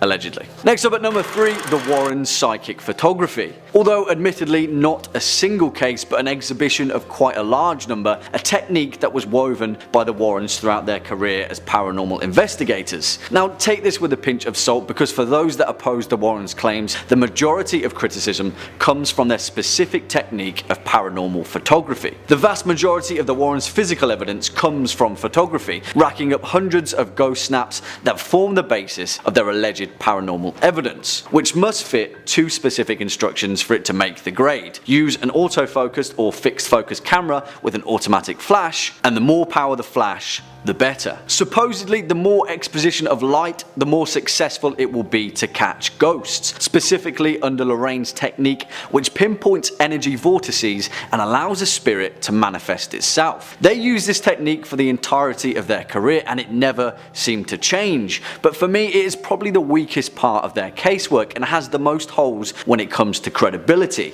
What do you guys think? Swinging in. Coming in at 2, the Amityville Case. This is perhaps the Warrens' most famous paranormal case, with the investigation being adapted into many frightening and unending films. The case involved the Lutz family, who took up residence in a suburban home in Amityville, Long Island in 1975, just 1 year after a deadly mass murder occurred on the property, which saw Ronald DeFeo Jr. brutally kill 6 members of his family. For 28 days, the Lutzes were antagonized by spirits. They heard voices, saw swarms of flies, and were inflicted with welts. The Warrens were eventually called in to cleanse the home, bringing with them a local TV crew. While there, they snapped a handful of pictures, including one that seemed to show a boy with glowing eyes. The Warrens ultimately determined that the land was cursed, and Lorraine considered it to be the one case that continuously haunted her, stating, "Amityville was horrible. It was absolutely horrible. It followed us right straight across the country. I will never go in the Amityville house ever again." End quote. And lastly, coming in at number 1, the Perin family haunting. This now infamous case follows the Perins, a family that moved moved to an idyllic 200-acre home in Harrisville, Rhode Island, a home that hid some very dark and disturbing secrets. The home was originally built in 1736 and was inhabited by Bathsheba Thayer and her 4 children, 3 of whom died young. The deaths and circumstances around the deaths drew in a lot of suspicion within the town, resulting in them ostracizing Bathsheba, who was ultimately labeled a Satanist by her community. She then went on to hang herself in her own backyard. Now, during the Perin stay at the home, they experienced a lot of ghostly interactions, including spirits playing with her children. Bathsheba also appeared to them, only she was far more menacing than the children that haunted the residence. They heard disembodied voices and watched on as furniture moved on its own. The Perin family also stated that Bathsheba targeted the mother, Carolyn, and was jealous of her motherhood. The Warrens were ultimately brought in to help the family in 1974, however the presence only worsened the situation, so much so that the family asked the Warrens to leave. Starting us off in at number 5, psychic photos. If you're a fan of our channel, you may remember a video that we did on the eerie objects and artifacts that you can observe at Ed and Lorraine's Occult Museum in Connecticut. Well, here they go into detail about one particular type of creepy object that they have a handful of at their museum: psychic photographs. So what are psychic photographs? According to Ed Warren, a psychic photo is a phenomenon in which a camera, being an impartial witness, captures a ghost on film. But the crazy thing is that the image that you see of the ghost is one that it projects itself, an image of what it believes it looks like. This clip explores how exactly that happens, and the Warrens describe instances in which they've witnessed spirit forms appearing beyond the physical eye. Ed also tells of how he captured the White Lady of Union Graveyard with his camera, one of their most famous images. We could put the first slide up and look at it. Wow. Well, there you're seeing your stereotype ghost. Look at the appendage-like arms and legs. You know, when you see these little cute ghosts that are painted and drawn on Halloween, this is your stereotype ghost right here. And at number 4, the Amityville House. This piece of footage, published by Mysterious World, features Lorraine Warren retelling her experience at the Amityville House. The Warrens in the past had gone to the famous Amityville House. It's one of their most famous cases. It's the place in which a man named Ronald DeFeo Jr. shot and killed 6 family members of his in 1974. And a year later, a new family, the Lutz family, had moved into the residence, only to be terrorized by a violent demonic presence. The Warrens had visited the house in an attempt to help the Lutz family, part of which was adapted into the 2016 movie The Conjuring 2. In this video clip, we get more insight on what the real-life events that occurred there were like. Lorraine tells her interview that, I quote, "Places like Amity, if you gave me $1 billion, I wouldn't go in that house again, because it messed up my life and my husband's life." She also tells the interviewer that the Amityville house was where she levitated, which is pretty creepy. And at number 3, the effects of seeing a ghost. This 7-minute video features Ed and Lorraine Warren alongside a guest of theirs named Rod. Rod had seen multiple ghosts and has a discussion with the paranormal experts about the aftermath of seeing a ghost and how it affects one's life. He goes on to explain the intense sorrow that he felt after seeing the ghost, which just so happened to be the White Lady of Union Graveyard. He experienced night terrors, was extremely upset, and had excessive tremors for months, reoccurring whenever he was reminded of the event. Ed goes on to explain that the sadness that Rod felt is something called radiotelethesis, which happens when a human picks up on the emotions of a spirit when they have a close physical encounter. The fact that something like this could occur to any individual is pretty darn creepy. A good friend of mine had died, and a couple nights after that, sitting in my bedroom, I saw the figure of a woman in front of my windows. So my bed was on this end of the room and my windows were there. And from the light coming in, I could see a woman sitting looking out my bedroom window, and where the window ended, that's where the figure ended. In second place, we have the Amityville Horror. On November 13th of 1974, Ronald DeFeo Sr., his wife, and 4 of their offspring, Dawn, Allison, Mark, and John, had their lives ended by a firearm inside their home in suburban Amityville, New York. And at the time, homicide detectives claimed it was the largest number of victims in a single slang on Long Island. The deceased were found in their nightclothes and were shot in the back, apparently while they were asleep. There were no signs of a struggle inside the home, where a sign hanging outside the main entrance read, "High hopes." Sure. The killings were reported by the only surviving member of the family, the oldest son, Ronald. He told the police that he arrived at the home shortly after 6 p.m. but found the front door locked, so he crawled into the house through a window and stumbled across the icky scene. He later confessed that he had ended the lives of his family around 3:30 a.m., acting out the scenes for detectives as he described how he took out his family one by one, with the weapon eventually being found in Amityville Creek. Ronald's trial began in October of 1975. His defense attorney, William Weber, tried to make a case that the defendant, who allegedly heard voices, was innocent by reason of insanity, but the court eventually sentenced him to 6 concurrent 25-year to life sentences. Try saying that 5 times fast. Eesh. A year later, the Lutz family moved into the now abandoned home, and that's where this goes from simply tragic to much, much more. Most of the DeFeo family's furniture was still in the house, because it was included for $400 as part of the deal. You know what, I'd take that deal too. A friend of George Lutz, the father of the family, had learned about the history of the house and insisted on having it blessed, and at the time, George was a non-practicing Methodist and had no experience of what this would entail. Kathy, the mom, was a non-practicing Catholic and explained the process to him. George knew a Catholic priest named Father Mancuso who agreed to carry out the house blessing. He arrived to perform the blessing while George and Kathy were unpacking their belongings on the afternoon of December 18th, 1975, and went into the home to carry out the rites. When he flicked the first amount of holy water and began to pray, he heard a masculine voice demand that he get out. When leaving the house, the priest did not mention this incident to either George or Kathy until December 24th, when he called George and advised him to stay out of the second floor room where he had heard the mysterious voice, which happened to be the former bedroom of Mark and John DeFeo that Kathy had planned to use as a sewing room, but the call was cut short by static. Following his visit to the house, the father allegedly developed a high fever and blisters on his hands, similar to stigmata. At first, George and Kathy experienced nothing unusual in the house, but the horrors that happened over the next 28 days were awful for the Lutz family, bearing witness to slime pouring out of their walls, strange odors throughout the home, and George would wake up at 3:15 every morning, which is right around the time Ron DeFeo carried out his original crimes. A garage door would open and close on its own,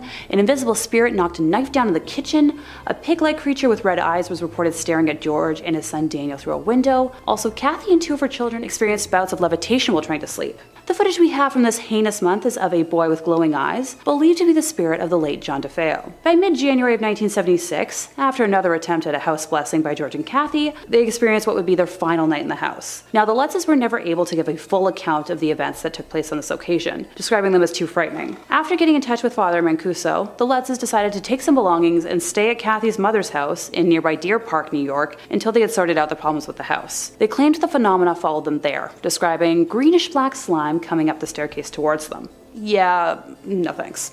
And finally, in first place, we have footage of an American exorcism. While the video is blurred out on YouTube to protect the identity of the poor girl, I personally think it's up there as one of the most frightening things I've ever seen. At an hour and 20 minutes long, it depicts a Catholic bishop in Connecticut attempting to converse with a demonic entity that has possessed the body of an innocent young woman, while her family restrains her. Ed and Lorraine were the ones to alert the church to the possession after meeting her during an audience chat session that was held at the conclusion of one of their public presentations. During portions of the exorcism when prayer is done, you can hear the demon acting wildly, and it originally refuses to give its name, both of which are quite common in cases of demonic possession. Eventually, we learn that there are 4 demons possessing our victim, with one of them identifying themselves as Robert, which happens to be a name associated with the son of Satan. Coming in at 5, the South End Werewolf. This is perhaps the most unusual case on our list. This investigation took the Warrens out of the US into a seaside town in Essex, England, where a man named Bill Ramsey lived, who was believed to be possessed by a demon that manifested as a wolf. Backstory. Growing up, Ramsey was a normal kid. However, one day at the age of 9, he suddenly began to exhibit inhuman qualities. One report stated that while playing outside in his backyard, Ramsey felt a frigid cold overtake him. He was overcome with an awful stench before flying into a rage and uprooting a fence post, gnawing on its wire meshing.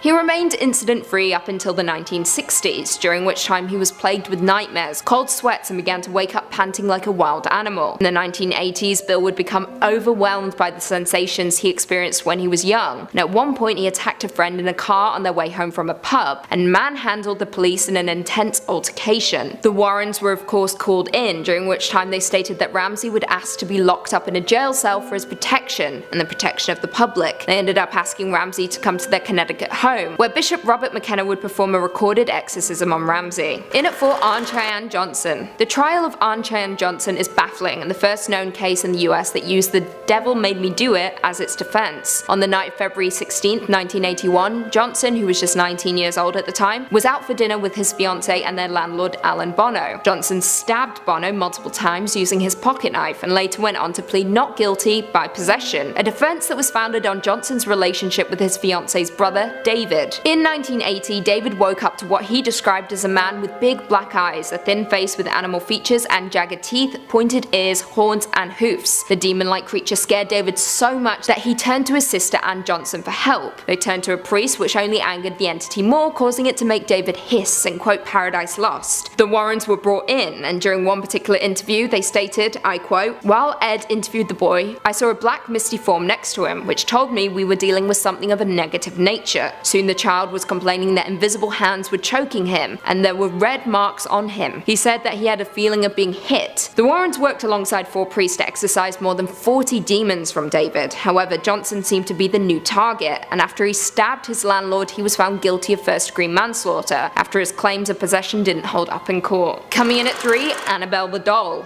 This case follows the now infamous Annabelle doll, a Raggedy Ann doll that was purchased in an antique store. It was gifted to the buyer's daughter, a nursing student. However, the student and her roommate very quickly began to notice odd occurrences involving the doll, including her changing positions and even leaving notes. Horrible. The messages eventually escalated and blood even appeared on the doll's dress. Annabelle seemed to take aim at the fiancé of one of the roommates, who claims he woke up one night frozen in bed as the doll crawled up his body and tried to strangle him. He also claimed that upon entering a dark room where the doll was sat, he felt something attack him. When he turned on the lights, he saw his stomach covered in bloody scratches, with the doll now on the floor. The Warrens were eventually called in, and they explained that the doll was possessed by the spirit of a deceased 7-year-old girl named Annabelle Higgins, which supposedly died on the land where the apartment stood. However, it was later determined by the Warrens that a demonic presence was in fact behind the doll. They ended up performing a blessing in the home before taking Annabelle and housing her in the Warrens Occult Museum. At our number 2 spot, Union Cemetery. According to local legend, the Union Cemetery in eastern Connecticut dates as far back as the 1700s and is infamous as one of the most haunted cemeteries in the United States. Luckily for them then, that Ed and Lorraine Warren lived pretty much next door to this hotspot hive of haunted activity. Very lucky. One of the most notorious ghosts in the graveyard is the White Lady, also known as the Lady in White, a spirit tortured by the tragedy of her mortal life. In some legends, the victim of betrayal by her husband, in other cases murdered by her illicit boyfriend. Well, luckily for us, Ed Warren claimed to have captured footage of the White Lady on camera. He first recorded the White Lady on September 1st, 1990 at around 2:40 AM when he heard a woman weeping beyond the gravestones, looked out and saw hundreds of strange lights floating around, which manifested into the figure of a young woman dressed in white with long dark hair. He screwed up when he walked towards the figure though, and the ghost disappeared. According to Ed's advice, you never walk towards the ghost, you let the ghost come towards you, because a human can change the molecular and magnetic field when a ghost is materializing. Useful. Well, sounds like crazy footage, right? Something to catch on camera. Well, unfortunately for us, Ed Warren refused to show evidence of this particular video, instead hoarding it for himself, despite urges for it to be analysed by the scientific community. And finally, coming in at our number 1 spot, the Snedeker House. This one is pretty messed up even when you remove the paranormal element. Otherwise known as a haunting in Connecticut, which went on to inspire the Hollywood film of the same name, although Ed and Lorraine reportedly detested the film for its historical inaccuracy, claiming that so much more happened than what the film depicted. According to them, the real story involved the Snedeker family, who purchased their family home at a knockout price due to it serving previously as, wait for it, a funeral home and mortuary. Yeah, you're kind of just asking for it there really. Not only that, but there was also a graveyard outside. Take the hint. If you take local legend into account, the house was home to some pretty vile deeds, where staff at the funeral home were rumoured to have been caught in acts of necrophilia, leading to an infestation of malevolent spirits. As events unfolded, the Snedeker family were terrorised by demonic occurrences, tap water running with blood, children being mysteriously spun around by invisible forces, and the family waking up to toe tags attached to them like that of a corpse. Now, this case has been hotly disputed, and the Warrens were famously criticised for their involvement with the Snedeker family, who were reportedly involved in some serious drug and alcohol abuse, which formed the basis of their paranormal claims rather than actually being terrorized by a demonic spirit. Nevertheless, Ed and Lorraine stood by their involvement as one of the most terrifyingly paranormal occurrences throughout their entire career, and Lorraine maintains this stance long after Ed Warren's passing. Coming in at number 5, Union Cemetery. Union Cemetery is located near Stepney Road in eastern Connecticut. The site dates back to the 1700s, and according to ghost hunters, it is one of the most haunted cemeteries in the entire United States. Now, as you'd expect, Ed and Lorraine Warren were quick to involve themselves in the mystery surrounding the cemetery, with the pair even writing a book about the site entitled Graveyard. According to popular legends, the White Lady ghost haunts Union Cemetery as well as Stepney Cemetery in Monroe. The White Lady has been seen walking in front of people's cars as they drive along Route 59, late at night. Concerned drivers believed that they had hit a person, exit their vehicles only to discover there was no one there. The White Lady name comes from witnesses who states that she wore either a white gown or what appeared to be a wedding dress. Now, in 1990, Ed and Lorraine Warren set up cameras in the cemetery to record the investigation. Around 2:40 a.m., they heard the sound of a woman weeping, and a female form had begun to move several feet in their direction. As Ed began to approach her, she vanished from sight. Nowadays, the cemetery is known to close after sunset. Coming in at number 4, we have the Werewolf in London. Bill Ramsey from Southend-on-Sea in England was considered living proof that werewolves actually exist. Now, the first inkling of trouble for Bill came when he was just 9 years old. One day he was outside in his garden playing when he began to feel strange. An icy blast swept all over him, perspiration froze on his skin, and a foul stench made him need to vomit. Then, out of nowhere, anger and rage took over, and young Bill uprooted a fence post, with the fence still attached, and began swinging it around like a club. Should be noted that not even his parents could remove that fence post. Now, all returned to normal for a while. Ramsey grew up, became a loving husband and father of 3, and was instant-free up until the 1960s. During this time, he began to be plagued by nightmares, cold sweats, and waking up panting like a wild animal. Not long after, he began to feel the same sensations he had that day in the garden when he was 9, and on one occasion he attacked a friend in a car on their way from a pub and manhandled police on several occasions. In turn, Ramsey was forced to spend time in the hospital, where it was noted that he exhibited inhuman strength, growling, and his hands would often curl like claws. Ed and Lorraine Warren were thus called in to investigate. Ed Warren stated that, I quote, "Ramsey would ask to be locked up in jail cell for his protection and the protection of the public." The Warrens then invited Ramsey to their Connecticut home, where Bishop Robert McKenna would perform a recorded exorcism on Ramsey. Coming in at number 3, we have the Enfield Poltergeist. Between the years of 1977 and 1979, the Enfield Poltergeist terrorized a small London house in the Enfield suburb. The case involved 2 sisters, aged 11 and 13. In August 1977, single parent Peggy Hodgson called police to her home, claiming she had witnessed furniture moving and that 2 of her 4 children said that knocking sounds were heard on their walls. The children included Margaret, who was 13 at the time, and Janet, who was 11. A police officer who investigated the scene recalled seeing a chair wobble and slide but could not determine the cause of movement. Later, claims included disembodied voices, overturned chairs, and the children even levitating. Over the next year and a half, more than 30 people said that they saw heavy furniture moving on its own accord, objects being thrown around the room, and the children levitating. These people included psychic researchers, neighbours, and journalists. Creepier still, the young daughter Janet was also recorded speaking in a deep masculine voice, which was believed to be the spirit of an old man. Of course, the Warrens were called in to investigate this paranormal behaviour, which they found was a case of demonic possession. Janet later went on to admit that she had played with a Ouija board prior to the disturbances, and that she was unaware that she fell into the trances until she saw photographs later on. However, many have called the Enfield Poltergeist fake, with Janet being detected in trickery, with a video camera catching her bending spoons and attempting to bend an iron bar. So whatever you believe is up to you, legend or reality. Coming in at number 2, we've got the Amityville Horror. Another famous Warren case that garners a whole lot of controversy, the Amityville Horror pulls from all sorts of accounts. The main source seems to be Jay Anson's novel of the same name, which claims to be based pretty directly on the events at the Amityville House. However, there are lawsuits and claims of untruthfulness abound, so tread carefully. You probably know the story of the Lutz family by now, but here's a quick refresher. In 1974, Ronald DeFeo Jr. murdered his entire family at 112 Ocean Avenue in Amityville. He said that the voices in his head made him do it, and was promptly carted off the prison. A year later, George and Kathy Lutz decided it's a good idea to move into the home where this atrocity took place. Soon after, they began experiencing some classic haunted hijinks. Their kids saw phantoms, the family dog is done away with, and for some reason, George keeps waking up at 3:15 a.m. There is something spooky going on here. You can watch 2 different versions of this one too, which makes a lot of sense considering how famous the case was. This is arguably the Ed and Lorraine Warren case. So take your pick of either the 1979 or 2005 one and have a blast. And coming in at number 1, we've got The Conjuring. And here we are with the film that launched the biggest horror franchise running. Over $1 billion and something like 8 films later, we've got quite an overview of the Warrens through horror movies. The brainchild of James Wan and Michael Blum, it took a look at the case of the Perin family and their Rhode Island farmhouse. Honestly, there's a lot of great stuff here. The original Conjuring, when it released in 2013, was a solid horror flick with some awesome scares. Who could forget the clapping game, right? Although, as the franchise chugs along, the Warrens are often portrayed in an extra dramatic light, or sometimes not at all, but when you connect all sorts of different legends together, you can afford to do that.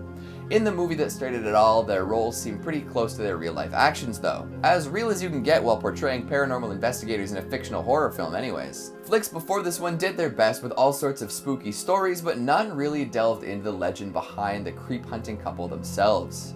I'm sure countless other horror movies have in some way been influenced by Ed and Lorraine, but it would be a little harder to prove. Coming in at number 5, we've got The Haunted. Before the Amityville Horror, before The Haunting in Connecticut, and definitely way back before The Conjuring, there was a horror movie focused on a Warren case without the backing of any Hollywood studios. There was a horror movie focused on a Warren case that wouldn't make it to theaters. That's right, a made-for-TV movie featuring all the haunts and scares you'd expect. Based on a book of that same title, it takes a look at one of the lesser-known Warren investigations. The Haunted aired first in 1991 and took a swing at dramatizing the Smurl haunting. Jack and Janet Smurl claimed that a demon inhabited their Pennsylvania home for more than a decade, leading to them seeking the help of the Warrens. This demon caused them all sorts of pain and suffering, from generating loud noises and bad smells to pushing people down the stairs. Apparently it even threw their dog at the wall one time. After all these horrific events, they reached out to Ed and Lorraine. The couple came to town and performed a series of tests to see what could be done about the demon. They attempted to play religious music and pray, but this just caused the demon to amp up its performance. Ed reported that mirrors would shake and often the temperature would severely drop. Dark masses were sighted, and at one point they even got a message written on a mirror, demanding that they get out. All in all, a pretty classic haunting. And while The Haunted doesn't connect with the Conjuring universe, it's still a pretty decent little horror movie. In fact, it even garnered Sally Kirkland a Golden Globe nomination for her performance as Janet Smurl. So if you're looking for a little bit of a throwback and are interested in one of the earlier depictions of the Warrens on the big, or in this case small screen, here you go, The Haunted. Coming in at number 4, we've got The Haunting in Connecticut. This one is particularly interesting as there's some controversy surrounding its claim to have been based on a true story. So the movie is supposed to be based on the experiences of Carmen Snedeker and her family. They moved into an old house that was once a funeral home, which usually results in some spooky stuff happening, right? This decision to move into a creepy place was influenced by the fact that their son was diagnosed with Hodgkin's lymphoma and wanted to be closer to the hospital. After settling into the abode, they started finding evidence that the home was once full of dead bodies. Embalming tables, mortician's tools, and more were discovered, tipping them off to the previous purpose of the place. These details led a lot of people to not believe the tale from the get-go, but if you take the family's need for hospital proximity into account, maybe it makes a little more sense. Then started all the paranormal happenings, from objects moving when nobody was looking to the kids seeing strangers wandering around the house. A few months of this, and the Snedeker family reached out to the Warrens. With their arrival on the premises, things got a little clearer. Ed and Lorraine moved into the haunted home and discovered some new things about it. Apparently the morticians who lived there practiced necromancy, which ended up imbuing the house with a terrible curse. This explained the unexplainable events and gave a rationale for what was happening. They then performed an exorcism and claimed that the house was safe for the family to inhabit. Many folks connected to the Warrens and this story say that a lot that happened was exaggerated, which tends to be the case with a lot of paranormal investigations. A lot of it is up to interpretation, and the true story angle to this movie is especially dubious thanks to how they handled it. See, the Warrens don't make an official appearance in the movie, and a lot of the discoveries are made by other people. And in the end, the narrative chose not to do an exorcism to cleanse the home, but use a purifying fire to drive the spirits out instead. So while The Haunting in Connecticut is definitely inspired by a real-life Warren case and pulls a lot of elements from it, the facts are played pretty fast and loose. What can you expect though, right? Coming in at number 3, we've got Annabelle. If we're talking about big horror movies heavily inspired by the Warrens, it's just about impossible to ignore Annabelle. The Conjuring universe as a whole owes pretty much its entire existence to Ed and Lorraine, but their tale of Annabelle the doll is probably one of their best known. Creepy dolls work a special kind of magic, don't they? It's hard to imagine talking about cursed objects, paranormal museums, or uncanny investigations without bringing up everyone's favorite Raggedy Ann / porcelain nightmare. Tales of the two nursing students and their experience with this supposedly haunted doll have taken up a whole lot of space in modern pop culture mythology. And with the original Annabelle movie garnering enough attention to spawn 2 more movies and a whole bunch of tie-ins, they're definitely doing something right. Developing a brand new cinematic universe friendly story for the doll, we learn that in these flicks, Annabelle is a doll haunted by the estranged cultist daughter of a seemingly normal family. It takes a whole lot of twists and turns, and once a movie hits 2 sequels, you're bound to run into some pretty out there moments. But the OG Annabelle offers enough spooky moments and iconic doll scares to firmly cement it into the horror conversation. And of course, the famous glass case in which Annabelle is kept at the Warrens Occult Museum has a role here. Coming in at number 2, we have the Smurl family. The Smurl haunting refers to claims made by Jack and Janet Smurl, who alleged that a demon inhabited their home between 1974 and 1989. The family moved to West Pittston, Pennsylvania with their young daughters and Jack's parents, who all lived together in one house, and supposedly suffered the worst 13 years of their entire lives. Not long after moving into their new home, they claimed that the premises was disturbed by a demon that caused loud noises and bad odors, threw their dog into a wall, shook their mattress, pushed one of their daughters down a flight of stairs, and physically and sexually assaulted Jack on several occasions. The family were terrified and called in Ed and Lorraine Warren for help.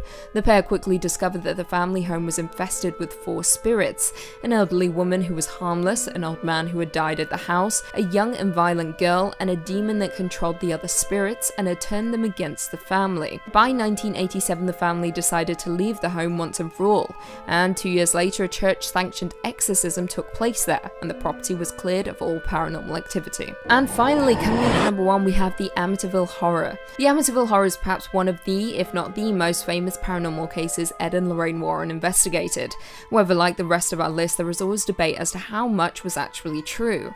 Some backstory to begin though. On November 13th, 1974 at 3:15 AM, Ronald DeFeo Jr. killed his parents and siblings with a rifle while they were sleeping peacefully in their beds. Around a year later, the Lutz family moved into the home on Ocean Drive. However, after just 28 days, the Lutzes left the house claiming to have been terrorized by paranormal phenomena while living there. Supposedly, during their time living there, a priest was called in to bless the home, and he warned the family, do not use the upstairs room as a bedroom and do not let anyone sleep in there. Within days, things began to go wrong for the happy family. Their young daughter made an imaginary friend with a red-eyed pig. Foul odors filled each room, furniture moved and levitated, and banging would frequently be heard throughout the house at night, in turn forcing the family to flee. Enter Ed and Lorraine Warren. The pair investigated the house and soon discovered that the land the house had been built on had previously been used by a practicing black magician who had requested to be buried on the land, and he remains there to this day. A TV crew was also called in to film the investigation, with them snapping a photo that seemed to show a boy with glowing eyes. In a 2013 interview, Lorraine Warren said that the Amityville House was the one case that haunted her the most. She also went on to state during a press conference for The Conjuring, I quote, Amityville was horrible. It was absolutely horrible. It followed us straight across the country. I will never go to the Amityville house ever again. Whether you believe the story or not, something certainly spooked the Warrens enough to never return there again. Coming in at number 5, we have The Conjuring House. Upon its release in 2013, The Conjuring quickly became a fan favourite in the horror genre, with it being met with critical acclaim. The film itself follows demonologists and ghost hunters Ed and Lorraine Warren, who head to a home in the country after a family reported demonic activity inside of their home. Now, at the time of the release, people knew very little about Ed and Lorraine Warren or the true events surrounding this investigation. The Perin family moved into their haunted Rhode Island home in 1971. Not long after, Carolyn, Roger, and their 5 daughters began to experience strange goings-on. Brooms going missing, scraping noises, and small piles of dirt appearing out of nowhere. All small things at first, which soon developed into big things. The girls eventually began to notice spirits around the home, with the history of the home soon being revealed. Many people had drowned in the lake, and of course the worst spirit of them all was Bathsheba, a woman who devoted herself to the devil and took her own life on the property, cursing anyone who would take her land. Ed and Lorraine Lorraine Warren of course came to investigate the situation, with Lorraine conducting a seance to attempt to communicate with the spirits tormenting the family. During the seance, Carolyn became possessed, rising from the ground in her chair and speaking in tongues. Following the seance, the Warrens were kicked out of the home, with the family continuing to live there until 1980. Before we jump into number 4, be sure to give this video a big thumbs up, it really helps out a lot. Coming in at number 4 we have Amityville. Back in September of 1977, Jay Anson published a book called the Amityville Horror, which would later become the basis of a series of films released from 1979 onwards. The book is claimed to be based on the paranormal experience of the Lutz family, a case which of course led to many controversies and widespread attention. Now, some history before diving into the story of the Lutz family. Back in November of 1974, Ronald DeFeo Jr. shot and killed 6 members of his family at 112 Ocean Avenue in the suburban neighborhood in Amityville. He was ultimately convicted of second-degree murder and sentenced to 6 life sentences, with him passing away in custody in March of this year. Now, DeFeo had reported that voices had told him to kill his family. Whether these claims were true, we don't know. Jumping forward, in December of 1975, George and Kathy Lutz and their 3 children moved into the same home, and after just 28 days they fled the house, claiming to have been terrorized by paranormal entities while living there. On the evening of March 6, 1976, the home was investigated by Ed and Lorraine Warren along with a television crew from Channel 5 New York. During the investigation, a series of pictures were taken, one of the images allegedly showing a demonic boy with glowing eyes standing at the foot of the staircase. The Warrens quite quickly suggested that the home was occupied by malevolent spirits, with the Warrens' visit to the home being depicted at the beginning of The Conjuring 2. Coming in at number 3 we have the Smurl Haunting. The Smurl Haunting took place between 1974 and 1989, with Jack and Janet Smurl of West Pittston, Pennsylvania, alleging that a demon was inhabiting their home. The claims gained a lot of attention, as you would expect, with demonologists Ed and Lorraine Warren once again stepping in to solve the case. Now the family moved into their home on Chase Street, with them claiming that they were being disturbed by a demon that caused loud noises and bad odors, with one report stating that the dog was randomly thrown across a room. In 1986, Ed and Lorraine Warren arrived at the home, and according to Ed, the demon that was inhabiting the home was incredibly powerful, with it shaking mirrors and furniture after they tried to get it to leave by playing religious music and praying. Ed even claimed that he felt a significant drop in temperature and saw a dark mass inside of the home. The demon also supposedly left a message on a mirror that read, "Get out." Ed and Lorraine Warren went on to state that their experience at the Smurl residence was unlike anything they had investigated at the time. Coming in at number 2, we've got the South End Werewolf. Now, we've talked about returning to haunted houses a couple times today with varying results, but what about adding a werewolf story to the Conjuring universe? And that's what I'm talking about. The Warrens apparently had a run-in with some sort of lichen adjacent during one of their exorcisms. It wasn't a traditional werewolf. Full moons and silver bullets were more or less left out of the equation, but in the case of Bill Ramsey, a hellish transformation apparently did take place. As a kid, Ramsey had a few bestial outbursts, but seemed to chill out as he got a little older. However, out of the blue, an adult Ramsey started acting absolutely feral once more. After a brief stint in a mental hospital, Ramsey linked up with the Warrens and made his way to the States, where a priest was waiting to perform an exorcism. During this ritual, witnesses claimed to have seen him turn partially into some sort of man-beast. Now, I'd say if you're gonna make a movie about this, you're gonna need to have a full transformation a couple times, you know, to get that American Werewolf in London vibe. Hell, even the backstory should be him actually contorting into a fanged beast and running rampant. It won't be all true, but it will make for some excellent popcorn moments. And finally, at number 1, we've got West Point.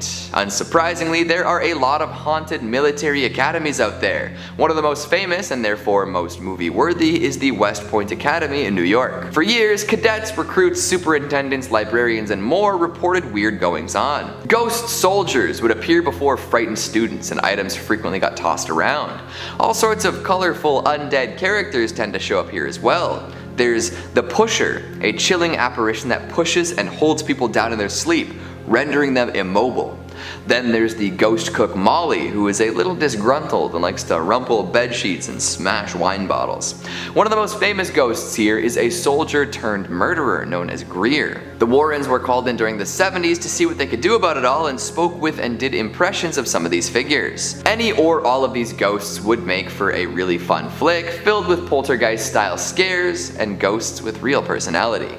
Now, I'm sure that in due time we'll see all these stories adapted. The Conjuring universe is an insane moneymaker, and the Warren stories are too good to pass up. Coming in at number 5, we have the White Lady of Easton. Located in Easton, Connecticut, Union Cemetery is a site that dates back to the 1700s. And according to ghost hunters and paranormal investigators, it is one of the most haunted cemeteries in all of the United States. Now, according to local legend, a ghost haunts Union Cemetery who has been dubbed the White Lady. She's also said to haunt Stepney Cemetery in Monroe as well. She is described as wearing a white nightgown or a wedding dress-esque outfit, with demonologist Ed Warren once claiming to have physical evidence to support these claims. Now, claims of paranormal occurrences at the cemetery had been occurring for decades prior to Ed and Lorraine Warren investigating the location. Ed Warren and several Easton police officers visited the site, which is when Ed supposedly caught the apparition on camera. Ed claimed that several ghost lights came together to form the shape of a woman who had no facial features, that had dark hair and was wearing a white dress. Terrifying. Now, there isn't a whole lot of information about the ghost or the cemetery, however, Ed and Lorraine Warren wrote a book about the location entitled Graveyard. Maybe check it out. You do you. Before we jump into number 4, be sure to give this video a big thumbs up, it really helps out a lot. Coming in at number 4, we have the South End Werewolf. Apparently a lot of demonic activity occurs in Essex, with this being one of 2 to appear on our list. Born and raised in South End in Essex in the United Kingdom, Bill Ramsey began to experience trouble at the young age of 9 years old. He was outside one day when he began to feel a little strange. An icy blast swept over him and a foul stench appeared, causing him to almost vomit. Anger began to take hold and the young boy uprooted a fence post, swinging it around like a club with the fence still attached. It was stated that not even his parents were able to remove the post with their hands. Bill Ramsey then placed the wire meshing of the fence into his mouth and began to chew on it, terrifying his parents in the process, who supposedly ran into their home for safety. Following the incident, things settled, with nothing occurring for 15 years. Bill Ramsey grew up, got married, and became a father of 3. However, during this time he was plagued by nightmares, waking up in a cold sweat and feeling dread and unease. Once again, another 15 years passed with no repeated occurrences of what happened when he was a young boy. That was until 1983, when Bill was out at a pub with a few of his friends. After having a few drinks, he began to feel that same chill he experienced when he was young. He went to the bathroom, looked in the mirror, and looking back at him was a werewolf. He hopped in a car with a few friends heading home. However, he began to growl with his hands twisting into claws and proceeded to try to bite his friend's leg. After a handful of incidents that would follow this one, Bill was taken to a psychiatric hospital, with doctors being unable to explain his condition. Bill ultimately traveled to the States to meet Ed and Lorraine Warren, where a priest performed an exorcism on Bill, which supposedly cured him. But not before he partially transformed into a werewolf in front of witnesses. Coming in at number 3, we have the Borley Church haunting. The Borley Rectory was a home located in Essex, England, that gained widespread attention after being dubbed the most haunted home in England, with it being described as such by Harry Price, a psychic researcher. According to reports, the rectory itself has been haunted since it was built, with sudden reports being filed in 1929 after the Daily Mirror published an article detailing the account of a visit by paranormal researcher Harry Price. Now, the first major paranormal event occurred on July 28, 1900, after 4 daughters of the rector, Henry Dawson Ellis Bull, reported seeing the ghost of a nun not far from their house. However, when they tried to approach, the ghost disappeared. Other people throughout the years complained of similar sightings, including phantom coaches driven by headless horsemen. Freaky. However, let's take a look at the church. The hauntings date back even prior to these occurrences, with folklore claiming that the first haunting occurred in the 14th century following the execution of a nun who had an affair with a monk. The Warrens ended up traveling to Essex to investigate the claims of paranormal activity at the rectory, with people reporting ghostly chanting and organ music, along with sightings of the executed nun and of a ghostly monk. Prior to his death, Ed Warren even claimed to have captured a picture of the ghost monk, showing him leafing through a book inside of the church. Borley Church ultimately served as the inspiration for the movie The Nun, which sadly was a major letdown. Also, mostly fiction? Number 2. Thomas Sparks. Thomas Sparks was an amateur athlete who used his Snapchat mostly to highlight his athletics and daily vlogs about his life, a gymnast trying to attain as many world records as he could, and he might have broken the record for most haunted Snapchat story out there. Dubious one. Listen to the story he posted to Reddit. One day while browsing the app, Sparks uncovered a filter he hadn't seen advertised anywhere, which allegedly would show supernatural entities on camera. A joke, obviously, just meant for fun. Sounds fun. Sparks uploaded a few videos showing off the filter, thinking it nothing more than a game. But as the days went on, Sparks noticed that even when he wasn't using his phone at all, he would occasionally catch glimpses of ghostly figures in his vision, vanishing when he tried to meet them head on. Sparks attributed it to working out maybe a little bit too hard and not getting enough rest and not drinking enough water. Stay hydrated. If you learn anything from Top 5 Scary, stay hydrated. Sparks said that after about a week after installing the filter, he began hearing faint whispers when he was alone in his bedroom, and even reported that some objects seemingly were moving on their own. A lamp moved across his bedroom, things not being where he'd left it. Sparks was growing incredibly paranoid, I think as most of us would be if we invited a ghost into our home. Thomas contacted Snapchat support, but unsurprisingly, they didn't have much to offer for him, instead only giving a generic message stating that the filter is just a playful feature and the company doesn't take any responsibility for any paranormal hauntings that could occur as a side effect. Well, they probably didn't say that, but hey, have you ever read all of Snapchat's terms and conditions? That might be in there. Nobody's gonna sit down and read all that. They might have something about ghosts. Out of ideas, Sparks deleted the app from his phone and claimed that he'd stopped experiencing any of the paranormal activity that was bugging him before, and has since not used the app whatsoever. What do you think, gang? Was Sparks telling the truth? Did he unintentionally become a conduit for spiritual activity? Or is he taking home a gold medal for creative storytelling? You tell us. Also, shout out to this guy just deleting the app. Everybody else went through all this like hullabaloo, but he was the only guy who just figured out like, oh yeah, I'll just get rid of this.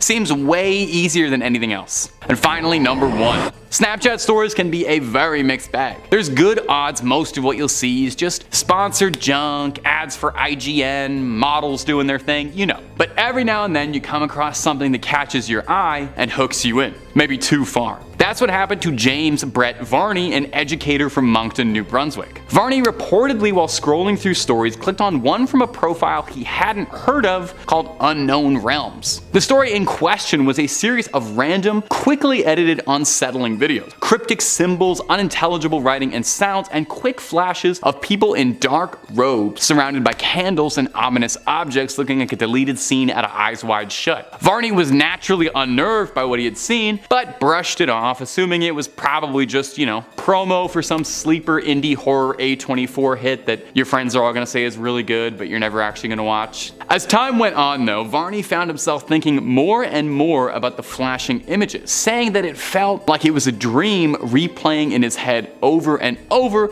and it was bothering him infinitely more than some stupid little Snapchat story should. He kept coming back to it to watch it over and over again to see if there was anything he missed. He said he felt like it was an invitation to some cult. He researched Unknown Realms for a bit, but wasn't finding anything to attach it. No project, no movie, no video game. James went to report the story to the authorities to see if they'd help him, but found that when he did, the video had been scrubbed from the app. Confused, James went on to research more into the phenomena and found others online who claimed to have all seen the same mysterious story. No one was able to get to the bottom of it. Recruitment tool for a clandestine organization? Art project by some bored art majors? We might never know. A reminder that there is so much hiding on the boundless wild west of cyberspace we may never get the answers to. And you know what? That's not such a bad thing. Sometimes some stories are better left untold, some snaps better left unopened. Coming in number 5, we've got the Smurl haunting. Technically, there already is a movie about the Smurl haunting, titled The Haunted, and released as a made-for-TV movie back in 1991. Folks with cable television were treated to a horrifying vision of demonic possession in Pennsylvania.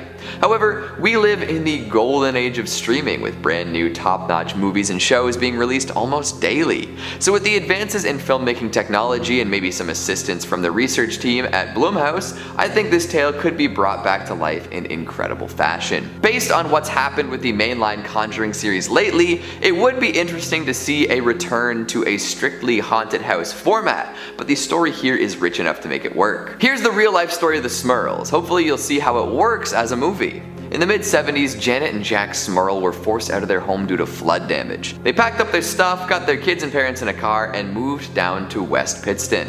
For a while, they focused their energy on fixing the place up. Some painting needed to be done, and old appliances need to be replaced. Other than that though, all seemed well. This was short-lived, however. Soon, weird things started happening. Tools would disappear without a trace or end up in places far away from where they should be. Stains would seep through brand new coats of paint no matter how thick it was laid on. Kitchen appliances would catch fire even if they weren't plugged in at the time. And of course, terrible smells permeated throughout but would disappear quickly once noticed. Pretty standard haunted stuff if you ask me. But that was just the beginning, as even more noticeable ghastly behavior began. The kids heard disembodied voices that pretended to be their siblings, and Janet insisted that she heard her mother-in-law calling out to her. Dark shapes would float around the house, and one night, one seemed to crawl into bed with the Smurls. Needless to say, they were pretty freaked out. Things hit a fever pitch when the family dog was thrown up against the wall and Janet was picked up and dangled 3 feet in the air. At that point, it was time to bring in some help. The Warrens arrived and soon found out that there were 3 human spirits in the house, accompanied by a malevolent demon. 2 of the spirits were harmless and the 3rd one was potentially violent, but the demon was the real problem. It made the other spirits do awful things and intensified the haunting plenty. You can see how this would make for an excellent horror movie, right? We meet the Smurls as they're moving in. Things are hunky-dory. However, the kids notice some strange stuff at night and mom and dad are wondering why their renovations aren't holding up. Then something changes and it is full-on haunt mode. Ed and Lorraine show up and the mystery begins to unravel. Tie it in with the other Conjuring flicks and you've got yourself a summer horror blockbuster. Blumhouse, call me. Coming in at number 4, we've got Lindley Street. Here we have another famous haunted house which would perfectly align with the rest of the series had they not switched it up for The Devil Made Me Do It. I'm sure a return to form would go over just fine though. Moving on from my goofy format-based nitpicking, here's a good story. Haunted houses tend to get folks interested in anything, so that's a good start. Also happening in the mid-70s at the time, this was a well-publicized poltergeist. Connecticut is famous for all sorts of haunted and damned locations, but Lindley Street is probably one of the most famous. Gerard and Laura Goodwin, homeowners and Good Samaritans, reported an array of otherworldly attacks in their little bungalow. Windows were broken, furniture was scattered, a cat inexplicably spoke in English, and more. The longer this went on, the more folks became interested. For a while, all sorts of folks that weren't the Goodwins saw these paranormal occurrences too. That's what made this such a high-profile haunting. All sorts of reputable and reliable community members claiming to see insane, seemingly impossible things happening in their peaceful neighborhood. News teams, nosy neighbors, firefighters, police squads, priests, and of course the Warrens were called in to see what they could do.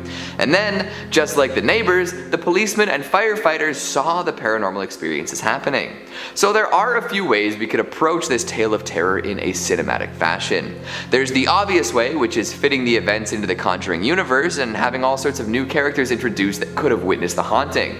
Classic, can't miss stuff right there. However, the guy in me who took a bunch of film courses at university makes me want to look at this a little differently. You know, I want to hear all sorts of different perspectives, a bit of he said, she said, maybe investigate what each individual saw and see if there is an ultimate answer. If I'm being too vague, I'll come right out and say it.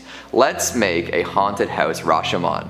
Like, have the Warrens or some surrogate demonologists come in at the very beginning and ask folks what's happening. Then you get accounts from each invested party and every tale is different in some way or another.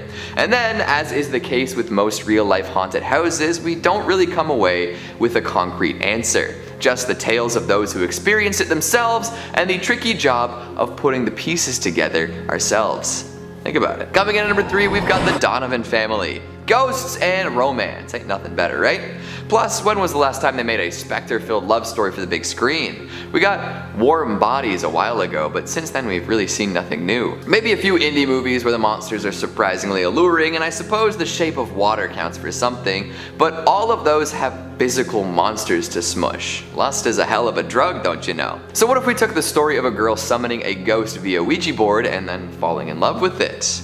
Well, that's what happened with the Donovan family haunting. Their daughter brought a demon into the house, dated it for a bit, and then realized that it was just using her to sap at the life force of everyone around. Yikes. You've heard of people being used for their bodies or their money, but their life energy? That's gotta sting a little bit. It would be a fun descent into madness, with audiences realizing halfway through that this otherworldly suitor does not have the protagonist's best interests at heart. Definitely worth a rewatch to see what you missed the first time too. Coming in at number 2, we have the Snedeker House. Now, many of you will be familiar with the Snedeker House haunting thanks to the movie The Haunting in Connecticut. The Haunting in Connecticut movie was released in 2009 and directed by Peter Cornwell, and supposedly follows the alleged haunting of Carmen Snedeker and her family. Now, the movie has a ton of controversy surrounding it, with the author of the book the movie was based on even distancing himself from the accuracy of the events depicted in the book. Now, the film itself specifically focuses on the fictional Campbells as they move into the new home, which was formerly a mortuary to mitigate the strains of travel on Matt, her cancer-stricken son. However, not long after moving into the new home, the family becomes haunted by violent and supernatural forces. Now, the true story is a lot different. In 1986, Carmen and Alan Snedeker moved into a new home with their daughter and 3 sons. While exploring the home, they discovered tools used by morticians. Very creepy indeed. With it being discovered to be a former funeral parlor,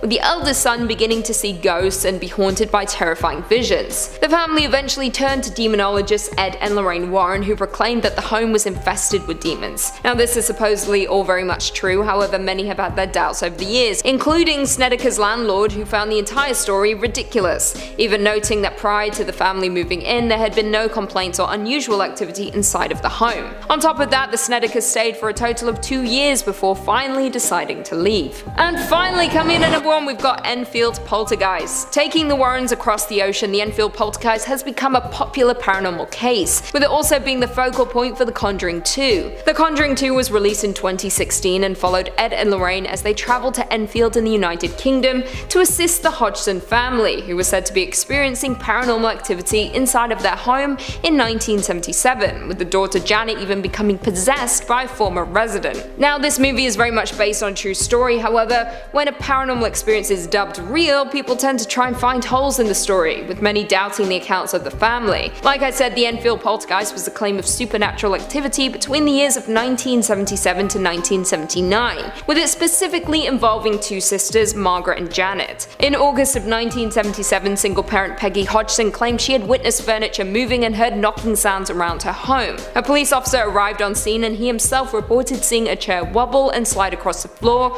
without any rhyme or reason. Following this, disembodied voices were heard, loud noises echoed around the home, and the children even began levitating. More than 30 people reported seeing furniture move and heard voices around the home. Ed and Lorraine Warren were of course called in to assess the situation, with them visiting the home in 1978 and were convinced that the events had a supernatural explanation. Number 5. Our first story was shared to Reddit by a user named Girl Porker, and is a story that'll have you uninstalling Snapchat if you haven't already. One day, Porker received a message from a contact that he didn't recognize. The snaps were innocuous enough, a little, hey, how are you? So he assumed it was a friend messing with him on a new account that he didn't know about. The account told him he should try out a new Snapchat lens called Eyes of the Underworld, which shows you the other world hiding beneath our own. Porker installed the lens and ran it through a bit, describing the lens as a pretty simple effect, saying it just distorts whatever is on screen and adds a few flickering sprites and shadow effects to the background to give off ghostly vibes. Porker assumed it was just, I don't know, marketing stunt for something, advertising something.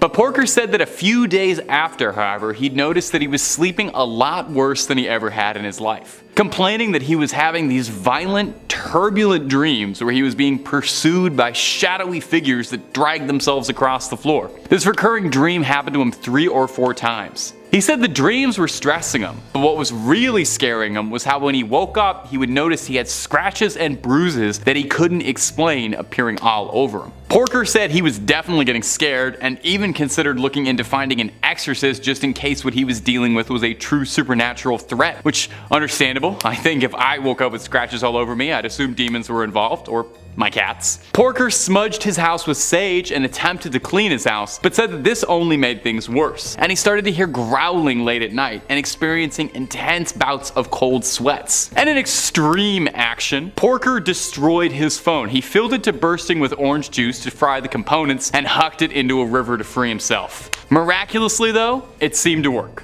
Porker said that after that the nightmares stopped as quick as they began, and all it cost him was a new phone. I would have tried a factory reset personally before chucking it into the water, but hey, we all have our methods. I don't think a ghost can survive a factory reset. And hey, if you're looking for more ghost stories about creepy technology and all sorts of twisted things out there, Top 5 Scary has all of that and then some. If ghosts aren't your jam, we got aliens, we got cryptids, we got conspiracies, we got true crime, we got fake crime. Basically, if it freaks you out, we got a video or two on it. So hit subscribe, please make sure to hit that little bell as well, and I know this is a big ask, would you kindly do that at the end of this video, because I got 4 more scary Snapchat stories for you coming up right now. Number 4, the AI. This story was posted to Reddit as well. Recently, there was a new feature on Snapchat, which was that there was an AI that can talk to you. One day, I was in bed asking it absurd questions. Are you human? What is God to you? That's a very esoteric, absurd question to ask an AI. What is God to you? That is poetic. That's beautiful. It started to say, I'm sorry, I don't have access to this. I don't know where you are, and messages saying, it's just an AI and can't answer those questions. Can any of us answer what God is to us? Hard to ask an AI that. I had an idea to ask it to give me a location nearby. I sent that message knowing it was going to say it doesn't have access to where I live at yada yada yada. Here's a random location near you. It was a random set of coordinates. I copy and pasted the coordinates and I was shocked and confused that it was a field in Nebraska, my home state. I asked how it knew my state, but it said it didn't have access to my location. Days pass and I become bored of the AI, but the thoughts of these coordinates stuck with me for a few days until I knew I had to find the location. On a Saturday when I was off, I drove up to the location. I put the coordinates into Waze and drove where it told me to. And this location was in the middle of nowhere. I stepped out and followed my phone, and I was in a plain field with absolutely nothing. No houses, no buildings, no one. I looked into the distance and saw a small hill not too tall, and I thought that had to be it. As I walked towards it, I asked myself, was I expecting gold or cash? I felt embarrassed of all the time I was wasting here. I began to walk back until I heard faint cat noises, meowing.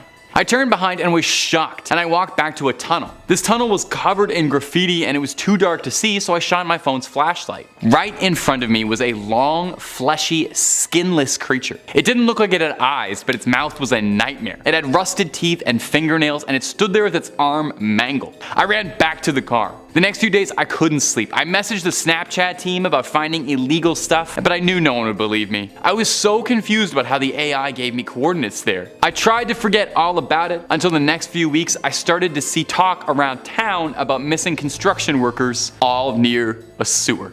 Blech. Number 3, the stalker. Michael Melanson is a former Marine and foster parent living in a small community in California called Kings Canyon. While checking his Snapchat messages, Melanson noticed something unsettling. Among these usual snaps was one that stood out from an unrecognized username. Intrigued, Melanson opened the snaps unsure what to expect. What he saw made this fully trained Marine chill. The message was a picture of Melanson with an unnerving caption saying, "See you soon." More pictures would get sent showing places on Melanson's daily routine. His gym, his favorite coffee shop, a close-up picture of the street sign where he lived. I would probably block that guy and actually chuck my phone into the river. I think that guy from 2 points ago had the right idea. But Melanson reached out to the authorities. It seemed like the Marine had a stalker. The police had advised him to save and document all of the messages as evidence, and they launched an investigation, although little came of it. Surprise, surprise. The snaps continued and grew more invasive. More photos of the neighborhood and frequent hotspots. It reached its peak when one of the photos was that of Michael inside his own home. Michael then fitted his house with security cameras and confided with friends about what was happening. He became hyper aware of his surroundings, constantly pinging and scanning for any threats. The stalker seemed to have calmed down and the messages were dwindling out. Was it over? If only. Eventually, the police were able to track the IP to a location nearby. The subject was a disturbed individual with a fascination with Melanson, a young man by the name of Riley Poeta, who worked at the bowling alley Melanson lived below and frequented and did most of his business in. He was taken in. The story is a modern-day horror movie plot, a reminder that not everyone in your neighborhood is as friendly as you might want them to be, and with the right information, anyone can get a hold of you. Truly spine-chilling stuff. Coming in at number 2, we have the Lindley Street Haunting. Lorraine and I were in that house for almost 3 days and nights. We watched as furniture moved around, smashed, broke. People came in and witnessed this, firemen, priests. The home located at 966 Lindley Street in Bridgeport, Connecticut is a truly fascinating story, being dubbed the most haunted house in America, with the Warrens referring to it as, I quote, the most important poltergeist case of the last 100 years. The home belonged to Gerald and Laura Goodwin, who lived there along with their adopted daughter Marcia. According to reports, several people claim to see furniture moving on its own accord and a crucifix flying off the wall. For those who know the case, you'll know that one of the key elements to the story is the report that the family cat could speak, with claims surfacing that Sam the cat was caught singing Christmas carols in the family's basement. Now, at some point in time, Marcia confessed that the entire thing was a hoax and that she was responsible for the events that occurred. However, the Warrens weren't having any of it, with Ed and Lorraine believing no child was capable of being behind the incidents they witnessed firsthand. Whether you believe it or not, the case is certainly an interesting one that has divided many. I mean, when the Warrens are involved, you know there is going to be some criticism. Also, how do you explain a talking cat? Like, if its mouth's opening, it's talking. You know? And finally, coming in at number 1, we have Satan's Harvest. Now, many will be familiar with the name Maurice Theriault, or more commonly referred to as Frenchie, thanks to the movie The Nun, with the character appearing throughout. However, I should preface this point by saying that everything that happened in The Nun with Frenchie is in fact fictional, but the character is very much based on a real person. Frenchie was the son of French-Canadian farmers in Maine and grew up in a fairly toxic and abusive household, with his father exhibiting violent tendencies towards him. At the age of 51, Frenchie was living in Massachusetts with his wife Nancy and their children. To friends, he was a gentle man and extremely kind to anyone he met. However, behind closed doors housed something truly evil. He explained that his behavior was the result of being possessed by a demon, which pushed him towards violence. Blood would flow from his eyes and religious markings began to appear on his body. A local parish priest called in the help of Ed and Lorraine Warren because, of course, apparently everyone knows Ed and Lorraine. During their investigation, they saw Frenchie bleed from his eyes and saw symbols appear on his body. He also exhibited superhuman strength, which they believe was the result of demonic possession. They specifically believed that Frenchie had fallen into the grip of Satan himself. 3 exorcisms were performed on Frenchie, the latter of which proved to be something truly terrifying.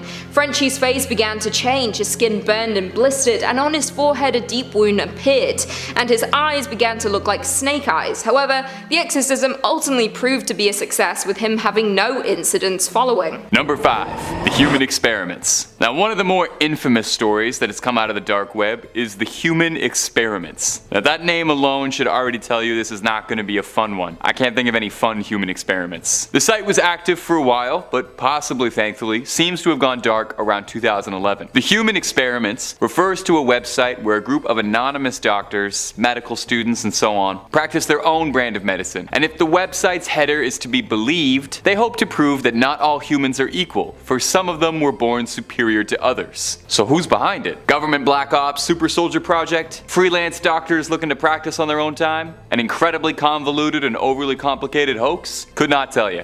Probably for the best. I don't really know if I want to know. They say that their clientele mostly consisted of the homeless population, presumably not to arouse too much suspicion. Now, their experiments range from all sorts of dealings. Some on the website listed are starvation and water fluid restriction, vivisection and pain tolerances, infectious diseases and organ effects, transfusions, drug trials, sterilizations, and I'm sure some more that aren't listed. I feel like I'm reading off the side effects for a drug commercial. Apparently, if any of their test subjects don't survive their experiments, the bodies would be dissected for further study and dumped discreetly in dumpsters around the city. Now, like most dark web stories out there, there's obviously a fair bit of scrutiny, with some people suspecting this might be a very elaborate, grisly hoax. Why someone would go to this much effort to fake something that most people aren't even going to see, I'm not sure. However, one reporter noted that the test data on the website of the hypothermia and bleach injection experiments are eerily convincing. So either it's a fake and someone did their homework, or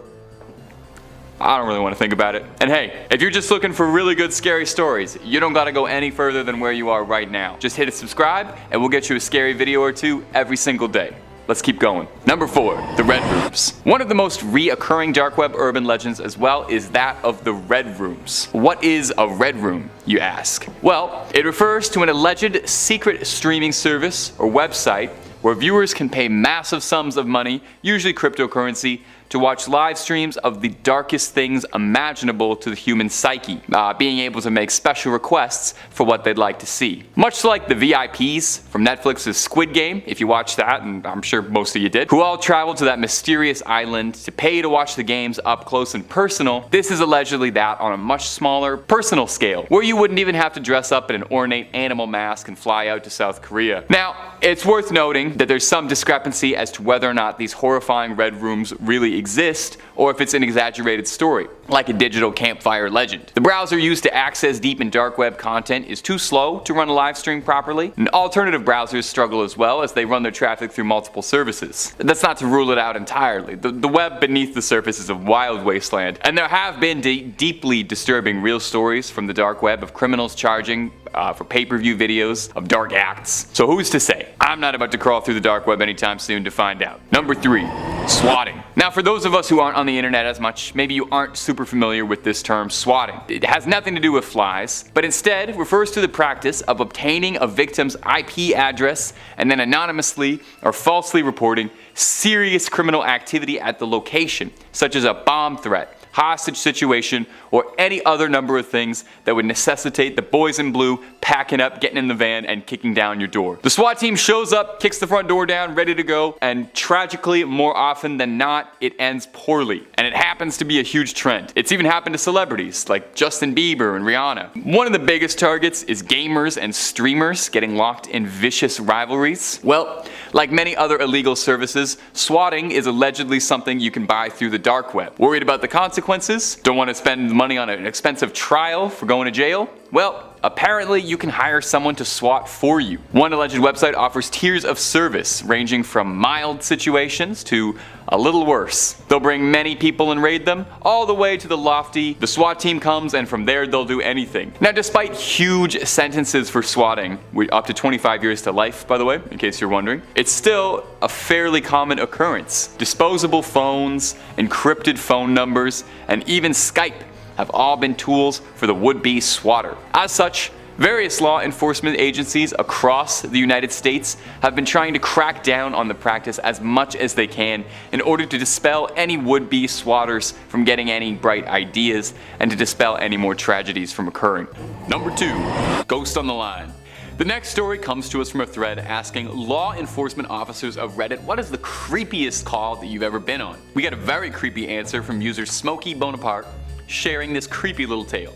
The Redditor writes, 911 dispatcher calling in. We received a call from an elderly lady who had trouble breathing. I had taken several calls from her before and her husband in the past, so I recognized the voice. I dispatched an ambulance to her residence and held her on the line trying to keep her calm while the ambulance was responding. Ambulances advised that they had a 15-minute ETA as she was in a very rural part of West Virginia. I'm talking to her just about her husband and how she was doing, and just making pretty standard small talk with her. The ambulance arrives and I let them know that she is in severe respiratory distress, and I still had her on the line. I let her know the ambulance is coming to her door to go answer the door, and she says okay and hangs up the phone. Oh, that's pretty normal, right? Well, here's where it gets very weird. The EMT and paramedic on scene call back about a minute after, and they say that no one is answering the door. We have a sheriff in the area pulling on scene about that time. The sheriff unit confirmed the address and he's breaching the door to make access to the PT. 5 minutes go by and the paramedic on scene radios to ask me who called. I tell them it was the elderly woman who lived on residence. He tells me he's going to call this in and he needs to speak with my shift supervisor. We get him over to the supervisor and the supervisor confirms the same information I relayed, that it was all correct, and asks what's going on. Apparently the old woman had been dead for a while and was already in full rigor mortis. They thought I was wrong on the caller, but the other dispatchers played it back for them and confirmed it was the old woman who called. The ambulance transferred the hospital and we got the same calls and disbelief from the doctors. But I took a call from a ghost that day. Number 1, uninvited guest. Closing off our list is this story which chilled my spine like Sub-Zero. Coming to us from user Parole Model, which hey, by the way, love the pun. It was from an Ask Reddit thread asking, what's the creepiest thing that's ever happened to you? Lots and lots and lots of good ones, but this one took the cake. So lend an ear. I used to visit my friend at her house out in a rural farming area before she moved. I'd sleep over a lot and we'd just hang out and draw. I usually slept in the living room and on the couch, and there were 2 mirrors in the room that were fairly close to the TV. When the TV was off and I was walking by, I started seeing shadows move behind me. I thought it might just be something off the TV screen, and then one evening I walked into the living room to get my sketchbook so I could sketch in her bedroom. I bent over and picked it up, stood up straight, and I looked in the mirror and saw a man behind me. A man standing in the hallway leading to the living room. He was average height, bald, and a bit old. I turned to look at him and no one was there. I turned to look at the mirror again and he was gone. I felt more than a little spooked. Another time, we were just sitting in the living room, and we heard what sounded like a kid's footsteps running across upstairs quickly. She had 2 adult siblings, but they were out at work leaving us all alone. Around that time, I decided to sleep in my friend's room instead of the living room, only to wake up in the middle of the night to see 4 posters slowly get peeled off the wall. No, it wasn't just them falling and dragging each other down. It looked as if someone was carefully unsticking the tape and removing them. The next morning, my friend put them back up saying, "Well, I need to get some better tape." She and her family eventually moved out because they couldn't afford to keep living there anymore. We'd never really talked about anything that had happened in that house, as if talking about it might actually make it worse. But after she moved, I finally confronted her and said it. I said, "Dude, your house was haunted. I hope you knew that." She replied, "Yeah, we knew it was. Some guy and his granddaughter used to live there, but he took her life and then took his own. So it was probably them or something. I never told you because I didn't want to scare you." Later, she would dig out a copy of a news article she got from a local paper about the crime. The picture that went with the article was the exact man I saw all those years ago. Okay, I gotta start looking at some of the cute cat picture subreddits, or maybe ones with like little monkeys going on adventures after that. Need to clear myself out. Coming in at number 5 today is going to be Fire in the Sky, a 1993 horror biopic. There's not many horror biopics out there. Based around the wild alien abduction of Travis Walton in the late 70s. If you're a Top 5 Scary super fan, and I hope you are, you might recognize that I've talked about Travis Walton a few times on the channel, mostly because it's one of the most infamous and well-documented stories about alien abduction, and very directly inspired a movie. In 1975, Travis Walton was working as a logger on an otherwise unmemorable day with 6 other loggers driving around in the forest when they all saw something incredibly bright shining at them through the treetops. One of the men claimed that it looked like a flattened disc, a flying saucer of sorts. And Walton stepped out of the bed of the truck to investigate and was struck by some invisible force that knocked him backwards, which caused the rest of the crew to drive off in a flurry.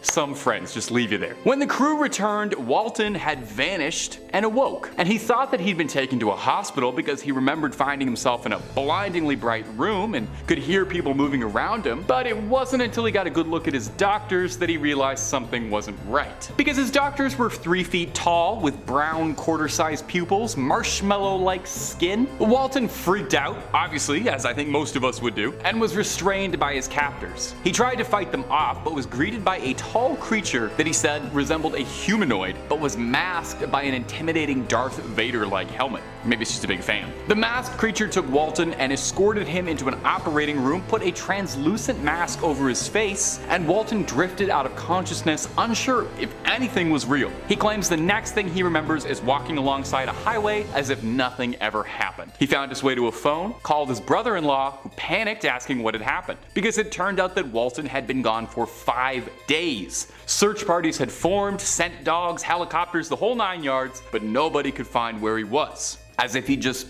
blinked out of existence. And then blinked right back. Travis swore what happened to him was a real abduction and has gone on the record many times, maintained his story since that fateful week in 1975 that he was telling the truth. And if you're listening to all that and you think that story sounds really interesting and they should make a movie about it, well, do I have a movie for you. It's called Fire in the Sky. It was in 1993. I haven't seen it, otherwise I'd give you more trivia, but I bet it's pretty good. And if you're looking for more trivia about horror movies that I have seen, well, you can watch the rest of this video, but you can also click through on Top 5 Scary, where we've got loads and loads of horror movie content and pretty much just anything scary you can think of. We got videos on aliens, ghouls, goblins, Frankensteins, true crimes, all of it. Hit subscribe, make sure you hit that little bell as well, but do that at the end of this video because I got 4 more movies coming coming up for you. Number 4, The Hills Have Eyes. Wes Craven is a master of horror and frequently was inspired by headlines, stories, and the world around him for his terrifying horror movies. Don't be too surprised if this isn't the only mention of Wes Craven on this list. Spoiler alert, it's not. Now, one of Craven's most iconic movies is the original Hills Have Eyes, a terrifying 77 film about a family that becomes stranded in the Nevada desert and are savagely attacked by a group of brutal raiders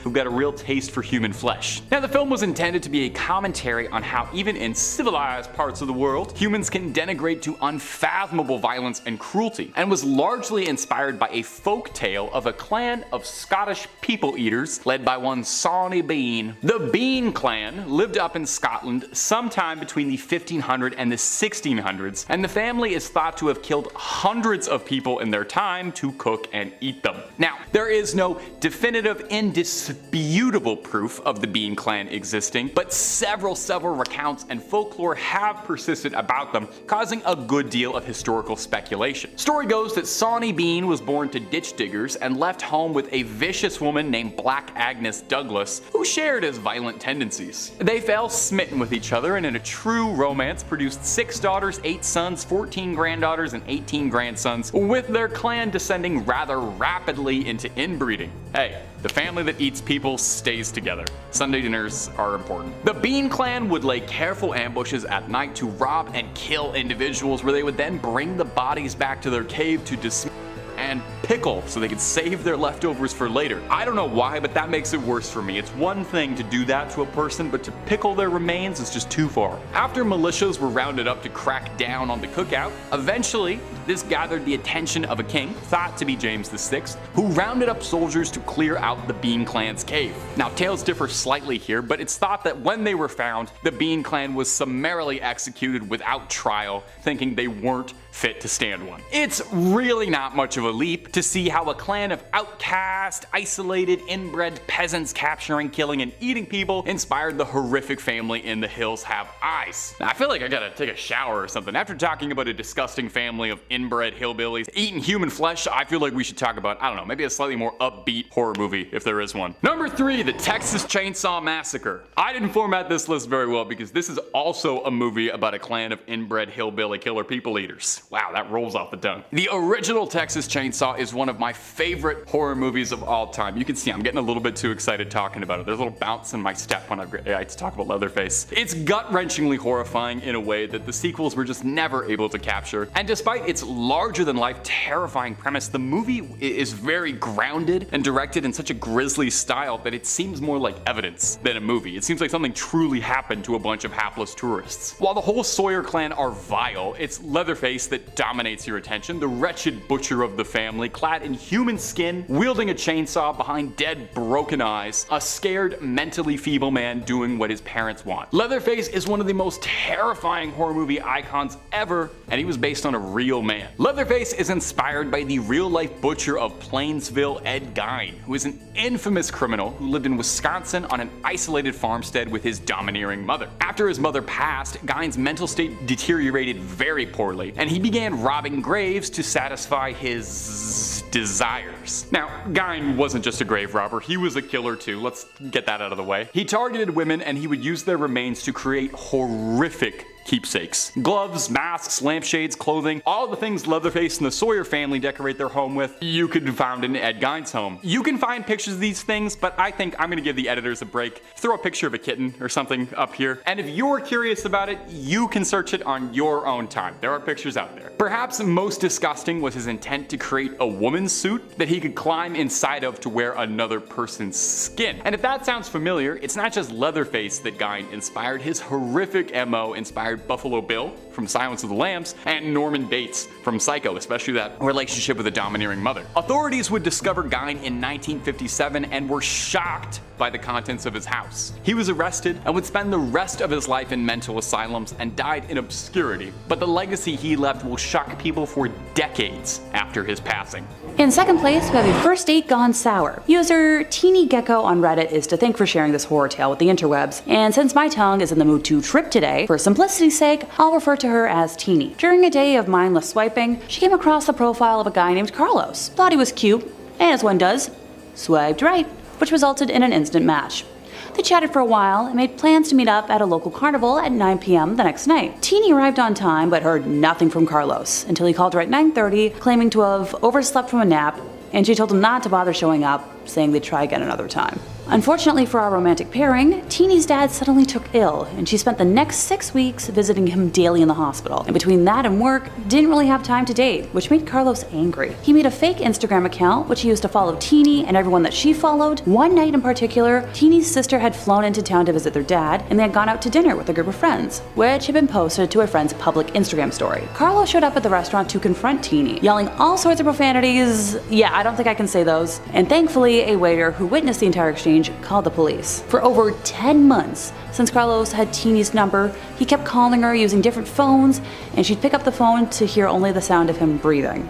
One day in particular, Teeny was expecting a call from a friend and noticed a missed call from a landline she thought belonged to that friend, so she called it back and wound up talking to Carlos's mom. She took the opportunity to tell his mom everything, shaking the entire time, worried the mom wouldn't believe her. Now, lucky for Teeny, not only did the mom believe her, but begged Teeny not to call the cops, but to call her directly if she ever heard from Carlos ever again. Thankfully, there's a happy ending to this listing because Carlos never contacted Teeny ever again. In our first place today, we have a stalker. Just a warning for y'all out there watching, this is probably the most my stomach has ever been nauseous while working on a video. In terms of content warning, I will be discussing life ending, so if that's triggering for you, please just skip to the conclusion or feel free to skedaddle. I promise you're not gonna hurt my feelings. Our story begins the same as the rest, with 21-year-old Britt scrolling through Tinder, finding a 27-year-old named Matt that seemed pretty neat. They worked in the same industry, both enjoyed Star Wars and other fandoms, so she swiped right. Of course they matched, or else I wouldn't be talking about the sicky tale today. They talked for hours that first night and realized they had mutual friends, so Brett felt safe enough to meet up with Matt for a public date. The date went well and evolved into a steady relationship. Things were never perfect, with Matt being somewhat transparent about struggling with some mental health issues, but they were undeniably in love. Matt was constantly posting on Instagram about how much Britt was the one, and she was thrilled. After 4 months of being together, the couple had their first fight, arguing over a reaction Matt had to Britt joking with a coworker about safety. Britt suggested they take a small break to regroup, feeling unsafe with the level of anger Matt had shown, which led Matt to scream at Britt in the public setting they were in and stalking off. That night, on Instagram, he claimed he was going to end his life, posting videos of a nearby mountain cliff saying he was going to jump. Britt and other friends of Matt's were rightfully concerned, and with enough of them calling the police, he was apprehended before he could, but was released from police custody that same night. Britt still cared for Matt, but was rightfully in shock from the events and had taken a pause from texting him to figure out her mental state. The next day, he showed up to a regularly scheduled brunch date that he and Britt would attend with her friends, but looked at his own table, silently watching the group from a distance until that group of friends decided to just abandon the location and escort Britt safely home. Later that night, Matt took to Instagram claiming he'd been forgotten already, wishing that no one should ever see the day they'd be treated like a freak, and many other tangents about being ignored and abandoned. The day after, he posted a long essay to social media, claiming he'd come to his senses and was going to take a break to clear his head, also sending a personalized essay to Britt about not wanting to hurt her, but how much he loved her and wanted them to get back together. Britt chose not to respond and debated blocking all his information. His hiatus from social media didn't happen, and Matt posted endless blocks of text for the next 2 weeks about how people like him don't deserve happy endings, that he would never forgive himself, and listing all the interests he could no longer enjoy because of Britt leaving his life. The last straw for Britt was when he posted artwork of her with her favorite book character, writing a fictionalized accompanying story about her perfect summer vacation without him. She blocked his number and every social media platform she could think of, but Matt was determined to make her take him back. Through a friend, he found out about yet another social event Britt was attending and posted publicly about going, just to see her again, and actually showed up at this event. This led Britt to involve the police, opting to start the long process for a restraining order. Over the next 2 months leading up to her first court date, Matt publicly claimed to attempt to end himself no less than a dozen times, with multiple countdowns, flipping between claiming that Britt was cruel and abandoned him, but also that he needed her and the other friends that had since cut ties with him back. He would call her number and leave voicemails, had bookmarked an anonymous app that she had previously used for public questions to send her statements to please take him back, but also asking how much guilt she would feel about celebrating his death and more. I'd be here for over an hour if I went in depth about just how much this guy posted over those months. He would post photos of them together and regularly list off names of people that had cut him off. Finally, the day came for the first court appearance, and despite Matt's claims of wanting to see her, he didn't appear. He later posted that he thought the summons was just a scare tactic and started yet another death day countdown, this time alleging that he wanted to jump off the roof of Britt's building and haunt her for the rest of her life. Eventually, he was sentenced to prison for his actions, and I've never been happier to see a peaceful ending. Number 5. Our first story, and not to give away too much of the plot here, but a lot of the other stories, came from a Reddit thread positing the question, what's your scariest Home Alone story? There were many good ones, but the literal top comment was this by Killer or Angel. It was an average night around 9 p.m. Me and my cousin are at his house, and I'm sitting for the night while my mom and aunt are shopping, and my dad and uncle are at the movies. We're just sitting there feeling strange. Something was wrong, but I couldn't really put my finger on it. I got up and walked to the back door to lock it. When I came back, I saw what was causing that weird feeling. In the window, there was a decrepit and homeless looking man just staring into the window looking at us. My protector instincts turned on. I pretended I didn't see the guy, and I told my cousin it was time to go to bed because it was too late. I took him upstairs knowing damn well there was a man outside that wanted in. Now at the time, I was 5'8" and only about 125 pounds. I did play football at school though. If I remember correctly, I went downstairs to grab a meat tenderizer and I turned back to the window. He wasn't there. I ran to the front door and made sure it was locked, and then I ran back upstairs and went to my cousin and sat down in front of the door. He asked me what was happening, and I told him it was nothing to worry about, that he should just get some sleep. I called the cops and then my dad. The cops said they were half an hour away and my dad was 45 minutes away. I heard a window shatter and the sound of boots. I told my cousin to stay completely silent and hide under the blankets. It was horrifying. I grabbed the tenderizer and waited. About 5 minutes pass and I hear the boots walk upstairs. I heard him opening the doors to my aunt and uncle's bedroom, then the bathroom. I heard him make his way to the basement. After what felt like forever, the cops burst in, kicking the door in, and got the guy. Turned out, he was an escapee from a mental hospital a full province away. That's literally like the plotline to a horror movie. Absolutely terrifying, but good on him for having that big cousin instinct and making sure that the cousin was safe. And if you're looking for more freaky stories in this sort of vein, Top 5 Scary has all of that and then some. If you want something else a little spicier than scary stories, we got aliens, cryptids, conspiracies, true crime, anything freaky, we've done a video or two on. So hit subscribe, please hit that little bell so you don't miss a scream. But would you kindly do that at the end of this video, because I got 4 more scary Home Alone stories coming up for you right now. Number 4. It's another post from this same thread asking about people's scary Home Alone stories. This one very likely is going to have you locking the door tight and probably spending the night with the blankets pulled all the way up to your eyes. I had just moved into my first apartment. It was around 8:30 p.m. and I heard the doorknob moving like somebody was putting a key in it and turning and knocking. At first, I got pretty excited that my at the time boyfriend was home, but then I realized that it was too early in the day. He usually came home nearer to 11 and it was only 8:30 still. So I looked outside at the kitchen window and I didn't see his car or anyone's car that I recognized parked outside, and that's when I started to panic. The doorknob kept moving for a few more seconds and then stopped. A few minutes later, they had some piece of metal that they were sticking between the door to try and open the door. I freaked out, and I locked myself in the bathroom. I grabbed a blade from the kitchen to try and protect myself. I called the cops. Whatever was on the other end was trying to pry the bathroom door open for about 3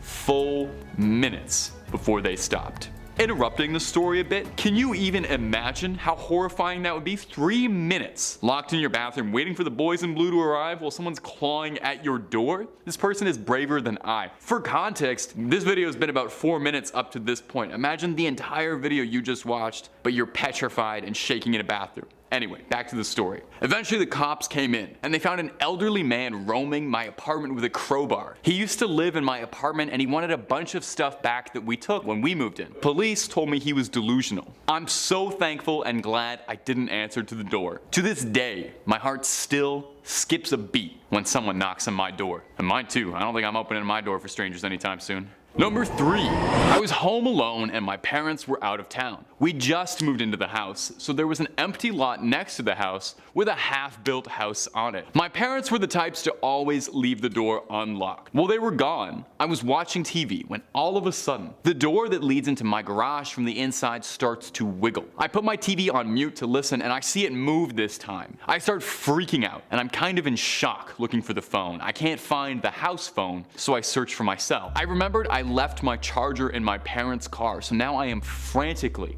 looking for the house phone. Our house was pretty new, so my mom hadn't even put blinds or drapes up in the kitchen or living room. Again, no blinds, No phone. Whoever was wiggling the doorknob starts banging on the windows in the living room. I shoot upstairs looking frantically for the phone and also trying to figure out how and where I'd jump out of my house to get away from the maniac that's probably outside my door if I needed to. He then starts pounding on my door. I can tell at this point that he's using something metal or plastic by the sound of the thumps. I genuinely thought he was going to shoot my door open. I remember at that because I was mad at myself for being such a fool. I frequently talked on the phone and I always just left it lying around. I never put it back on the base. I wanted so badly to push the button to detect where my house phone is, but I thought if he heard where it was, he'd break the window near it and take it. I then remembered I left the phone in my mom's room, and as I passed the hallway, I see her dad's old weapon in my parents' bedroom, a long arm. I find the phone and I call 911. As I'm on the phone, the window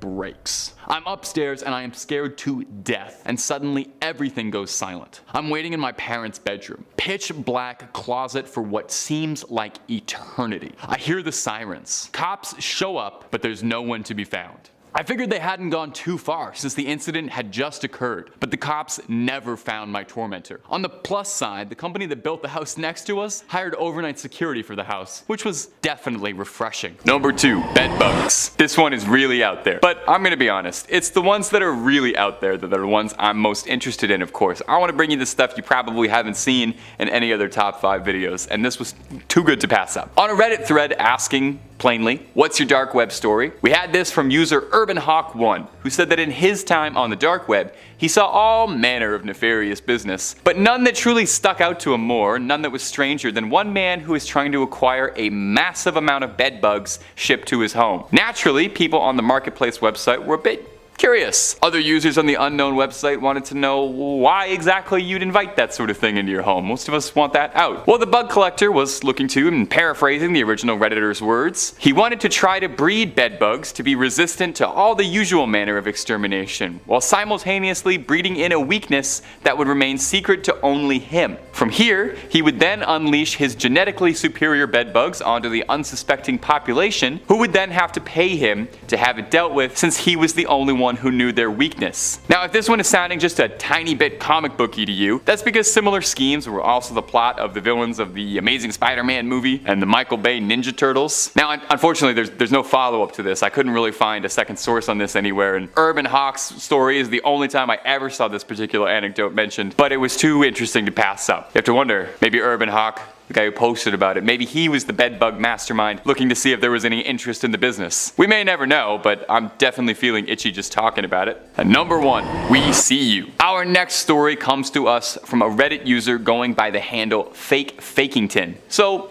all that being said, maybe just take whatever he says with a grain of salt if that's how he chooses to advertise. Making matters more confusing, he does list his real name on his Reddit account as Truth Realtime, so who's to say? Now, Truth-Fakington, Fake Truth, he recounts the story of the early days of the dark web, when everything was still very deep and dark. Back in the day, Fakey Truthy was browsing random links, just like us kids today still do. He describes a lot of it as not particularly interesting, until he found sort of an early blog, describing random thoughts, musings, and so on. But he said they felt a bit like someone was trying to pass secret notes to each other.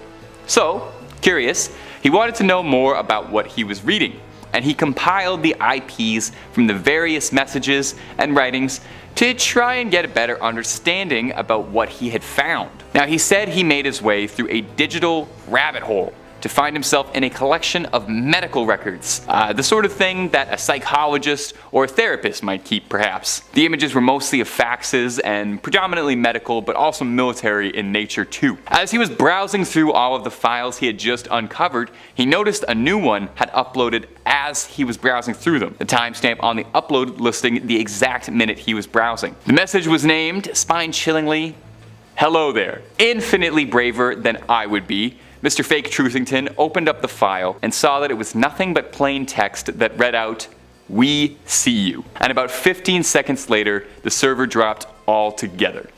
Now, Fake Fakington is still around today. He's still an avid Redditor and tech head and was able to bring us this story, but no doubt that one little incident probably kept him awake for a few nights and probably kept him away from the dark web for a bit. I know I would. Number 5, the Walking Dead. My first true tale of phantasmic terror comes to us from Reddit user Jalcott. Answering a question posed in the thread, nurses and doctors of Reddit, what's the weirdest and most paranormal thing you've ever experienced? Hospitals already seem pretty haunted as is, so it's no surprise that there was so many good answers. But Jalcott stood out. Take a listen. I'm a psychiatric nurse, and early on in my career, I worked at a residential mental health facility. One of our residents was an elective mute, which means that he didn't talk, but there was no medical reasoning as to why. He had spoken earlier in his life, and in fact seemed quite normal back then, with the exception of being close to 7 feet tall. He'd been raised in the Deep South and joined the army when he was 19, but one night he vanished. He was declared AWOL, and eventually he was declared missing, and later officially declared dead. However, 10 years later, a 7-foot-tall man walked into a Virginia hospital ER in my part of the Midwest and said to the receptionist, "My name is Marion Deschênes, and I've been dead for 10 years. And according to the Redditor, those were the last words he ever spoke to anyone. He had shown up to the hospital covered in dust and wearing an old uniform that he'd been wearing the night he vanished. His social security had not been used at all, and he had no ID on him whatsoever. However, via fingerprints, they were able to identify him. The family was notified, but they said they had already grieved their lost man and that whoever was claiming to be him simply wasn't, and asked to never be contacted again." The nurse went on to add that Marion would pace all day, every day, moving his mouth in a way that looked like he was muttering to himself, but nothing came out when he moved his lips. He had an unnerving habit of throwing his head back with his mouth wide open as if he was laughing hysterically, but not so much as a breath could ever be heard. The nurse said she tried talking to him almost daily, and he would appear to listen, but only react by periodically throwing his head back in that laughter-mimicking way of his. Various medications and treatment plans were pursued, but nothing ever affected him. Therapy was tried as well, but all that would happen was Marion would just grin and start pacing again. She goes on to say that on her last day, she saw Marion pacing in the parking lot, throwing back his head to laugh. She closes by saying all those years she'd wondered, was he a ghost? And all those years later, she still doesn't know. Click through and listen to as many top 5 scary videos as your ears can handle. Moving on. Number 4, the things that go bunk in the night. Now you would never ever believe this, but our next story comes from Reddit as well. A similar thread, a similar question. What's the most paranormal thing you've ever experienced? Lots of good ones to pick from, but this one from Mad Rampager really stood out for me. I used to be in the military. The training camp bunk that we lived in was said to be haunted. Occasionally, our stuff would go missing and reappear in weird places, like under our bed or inside a bag that we'd zipped up and stuff. No big deal, right? Weird things happen, and I mean human error and all that. Well, then came the instance that freaked everybody out. It was night after lights out, and my friend was on his phone texting his girlfriend. Most of us had been drifting off to sleep and we were lying on our beds when suddenly my friend heard the shuffling of feet from the corridor. So, thinking that it was our sergeant, he quickly hid his phone under his pillow, rolled over on his side, and tried to get to sleep. What happened next still chills me to the bone to this day. While he pretended to sleep, he heard someone right behind him at the other end of the bed saying, "Don't worry, you can continue to pretend to sleep." I could have dismissed this as a figment of his imagination, except me and 5 other people around him heard it. Creepier still, there was no one there. And weirdly, it sounded like the voice of a young girl that had said it. For reference, our camp was in the middle of an island and was set up away from the main admin building. The island had been closed by the government for army training purposes for the past 15 years, so there were definitely no civilians around, let alone any children. To make matters freakier, when we came back from our weekend home leave, there was a bunch of hair on his bed, neatly bundled up, long and jet black, and underneath his pillow was a note. Remember me? Now, as I said, we're in the middle of a forest, in the middle of an island, and at that point in time, there were no female recruits whatsoever on the island. Our bunks were locked for the weekend, and the duty sergeant had no idea what had happened. We never spoke about it again after that night, and it still chills me every time I think about it. Number 3, old friends. Our next story is from a Reddit thread asking, "What's your ghost story?" And I gotta point this one out just because it was too funny, but the original poster included the title in brackets, "Serious?" to deter any would-be paranormal pranksters. Just serious ghost stories, please. Luckily, Redditors obliged. User Barbed Cats shared this terrifying tale. When I was 37, I went to my high school reunion. I flew into the nearest airport and rented a car. The distance was about 35 miles through a very rural and almost abandoned part of the country. About 3 miles outside of town, I see someone on the side of the road flagging me down. Up in the North Woods, no one ever leaves someone else stranded, and it would turn out that the guy standing there was somebody I'd actually been to school with, my old friend Jim. Jim gets in the car and we start talking, catching up. I hadn't seen him in 20 years, but he still looked the same, maybe just a little bit older. We get to town and I ask him if he wants to come to the reunion with me and have a drink. He says no, just take me back home. Jim's parents had lived only a few blocks from my grandmother's, and I turned in that direction, but he said to take him to the part of town that really was just the outskirts, up by the fairground and the cemetery. There was a mobile home park out there, and I figured that must be where he lived. When we reached the end of the turn, he said, just drop me off here. It was nice to see you again, and he walked off into the night. So I went to the high school reunion, met up with some old classmates, and we start to talk. Now please understand me here. I am stone cold sober, nor do I ever take anything harder than soda. Tired after a 13-hour flight, but I was completely sober. As we were talking about who was showing up and who wasn't, I mentioned to my old classmate that I just picked Jim up a few miles off east of town and had dropped him up by the fairgrounds. Now for some reason everyone got really quiet. Even the guy belting out karaoke stopped, and my cousin went white as a shirt. Barb. Jim died 8 years ago. Rolled his car. I start to feel really dizzy, and I go out to the car to take some deep breaths and decide whether or not I'm going crazy. And there on the seat was a newspaper printed 8 years ago containing Jim's obituary. I still have that damn paper. Every now and again, I take it out to stare at it, and I still wonder just what the hell happened that night. Number 2. In fall 2016, I moved into half of a really old house. It was built in the 1880s, a stone's throw from the original campus of Indiana State, which is now a park filled with homeless people. The owners basically turned it into a weird duplex kind of deal. Anyway, the layout of this house was pretty weird. You walked in the door and you were in a living room type space, and then you kept walking and there was a doorway to a bedroom, and past that was the kitchen. No doors. Only door inside the apartment was to the bathroom and one that led to the shared basement. This is a terrible living situation, may I say. My first night there was uneventful. I was kind of uncomfortable because I hadn't lived by myself in a long time, and I was just sort of feeling lonely and on edge. I stayed up late and eventually fell asleep, but woke up around 3 in the morning. Cliché, I know. What woke me up sounded like a group of drummers were drumming on every flat surface of the living room. It went on for a while and I was completely terrified. It was just a cacophony of sound. After about 2 or 3 minutes, I finally gathered up the courage to get up and check on it. And as soon as I passed the threshold to the living room, it just stopped. Nothing happened the rest of the night, but I didn't get much sleep at all. A couple of days later, my friend was visiting and he was about to leave. We were standing by the front door to my bookshelf and I told him about how I was having trouble sleeping, and I told him that story about my first night there. As I was saying this, a book threw itself off the bookshelf and onto the floor 3 feet away. It had to fly past the dresser the shelf was perched and landed between the two of us. He just gave me a creeped out look and said, "I have to go."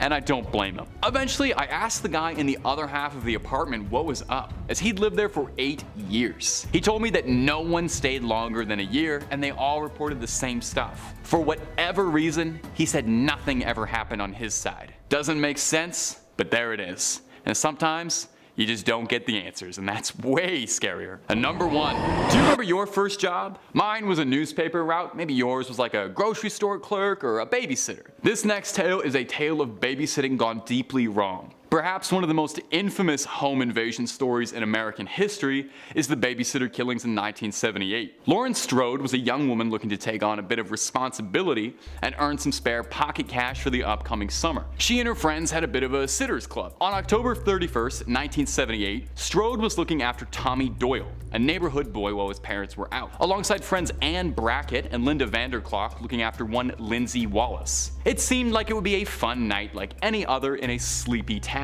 Unfortunately, unbeknownst to the girls, earlier that week a mental patient from Smith's Grove Sanitarium nearby had escaped containment and was on the loose and suspected to be around the Haddonfield area. A quiet investigation being led by Sheriff Brackett, Ann's father, and a psychiatrist at Smith's Grove was underway to try and apprehend the patient, who had been incarcerated after killing his sister years ago in a fit of unprecedented, terrifying violence. The patient had disguised himself and was stalking the streets of Haddonfield and had come across Strode out of a psychotic obsession. He stalked the girl for days until eventually making his move, and then proceeded proceeded to invade the home of Linda Vanderklok and strangled her alongside boyfriend Bobby Sims. Strode protected the youth she was looking after, and thankfully both Tommy Doyle and Lindsay Wallace were not harmed in any way, and boldly attacked the invader with a knitting needle, subduing him long enough for authorities to arrive, where he was apprehended and returned to Smith's Grove Sanitarium, where he remained for 40 years. Strode remained in Haddonfield, where she lives quietly and would prefer not to be disturbed, looking after her daughter and granddaughter, and does not celebrate Halloween much anymore. Kicking off this list, in 5th place, we've got attempted insemination. For safety's sake, since I have a lovely lexicon of no-no words to avoid, ask someone in the comments if y'all are confused about my wording at any point. 19-year-old Tanner met 22-year-old Miranda through Tinder while they attended the same college, and the first time they hung out, it was a casual Netflix hangout at Miranda's place, and he left thinking she was decent and wasn't against making future plans. They started texting and Snapchatting throughout the following week and organized some plans for the upcoming weekend. Out of nowhere, she started sending him unsolicited fun pics. He has very adamantly stated that he never once asked for them, and while they were hanging out the weekend prior, there was no fun activity at any level. While it caught him off guard, he wasn't put off by the advances. Fast forward to the weekend, Miranda and Tanner are hanging out at his place with his roommates when she asks if she can stay the night, and Tanner agrees to it. Being a gentleman, he offered to take the couch, but she mentioned she'd rather share his bed, something he's open to. As things move to the bedroom, they engage in consensual intercourse, with Tanner shedding his condom after the event's end. After lying together for a few minutes, Miranda gets up abruptly, grabs the condom off the floor, and runs into the bathroom. Tanner was a little confused, maybe a little concerned, but didn't read too much into it until he heard a loud crash in the bathroom, Miranda cursing, followed by no response to his query if she needed help. Out of concern, thinking she fell and, cracked her head open or something, he approached the washroom, witnessing Miranda standing in his shower with one leg propped up, trying to shove the condom up her, hoo-ha after she'd flipped it inside out. Tanner rightfully panicked and slammed the door, unsure of how to act. Miranda quickly left, and Tanner never heard from her ever again. While this story might not seem as horrific as others to come,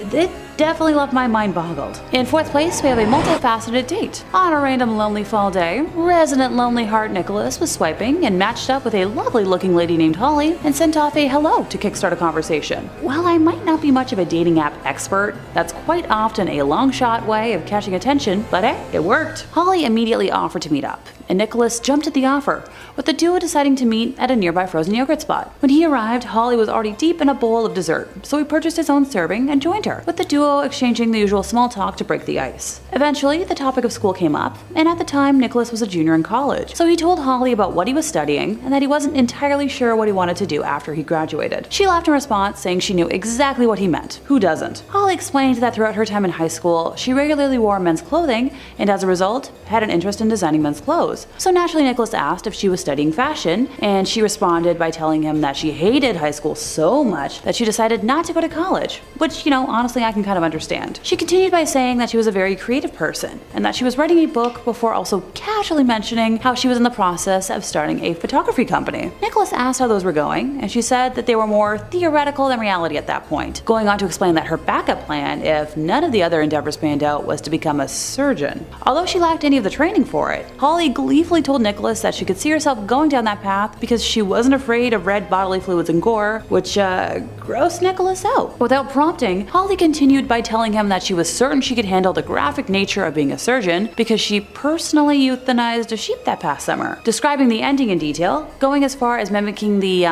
human-like shriek that the animal made when she ended it. Now this is where most people would probably start, making a run for it, but Nicholas was determined to see if there was more to this wild tale. Alright, Holly went more in depth with details, claiming that her family regularly euthanized goats and sheep as part of rituals for their strong shaman background. She hushed her voice as she leaned in and said that her religion had actually gifted her with psychic powers, which manifested as voices in her head, and those voices were so strong that they were telling her exactly what to write in that book that she had already mentioned. At this point, Nicholas finally made an excuse to leave, blocking her, and never heard from her ever again. In 3rd place, we've got a scummy rich man. 20-year-old Allison worked in a sushi restaurant all during college, and one fateful night, noticed an attractive man and his friend during a crazy dinner rush. She described herself as running around like crazy, but managed to give them good service, and in return they tipped well, making them memorable. After the shift, she was at home enjoying an adult beverage and mindlessly swiping on Tinder, trying to recover from all the craziness of the night, when she spotted a profile matching the man from earlier, who was easy to recognize from his distinctive face and tattoos. She took a chance, swiped right, and fell asleep from exhaustion. The next day, she woke up to find out that they had matched, and he'd sent some pretty sweet messages. She decided to engage in conversation, finding out he was in town for business, and he proceeded to ask her out for dinner that night at a fancy restaurant. Thanks to encouragement from her roomies, Allison said yes. The man originally insisted on picking her up, but thankfully, Allison was adamant on canceling the date if he continued. If you ask me, red flag number 1 for this gal. The two met up at said fancy restaurant, where the man proceeded to order a $200 bottle of wine, lobster, and more, with Allison guessing that the total cost of the meal was somewhere in the $600 range. Whoa, I balk at like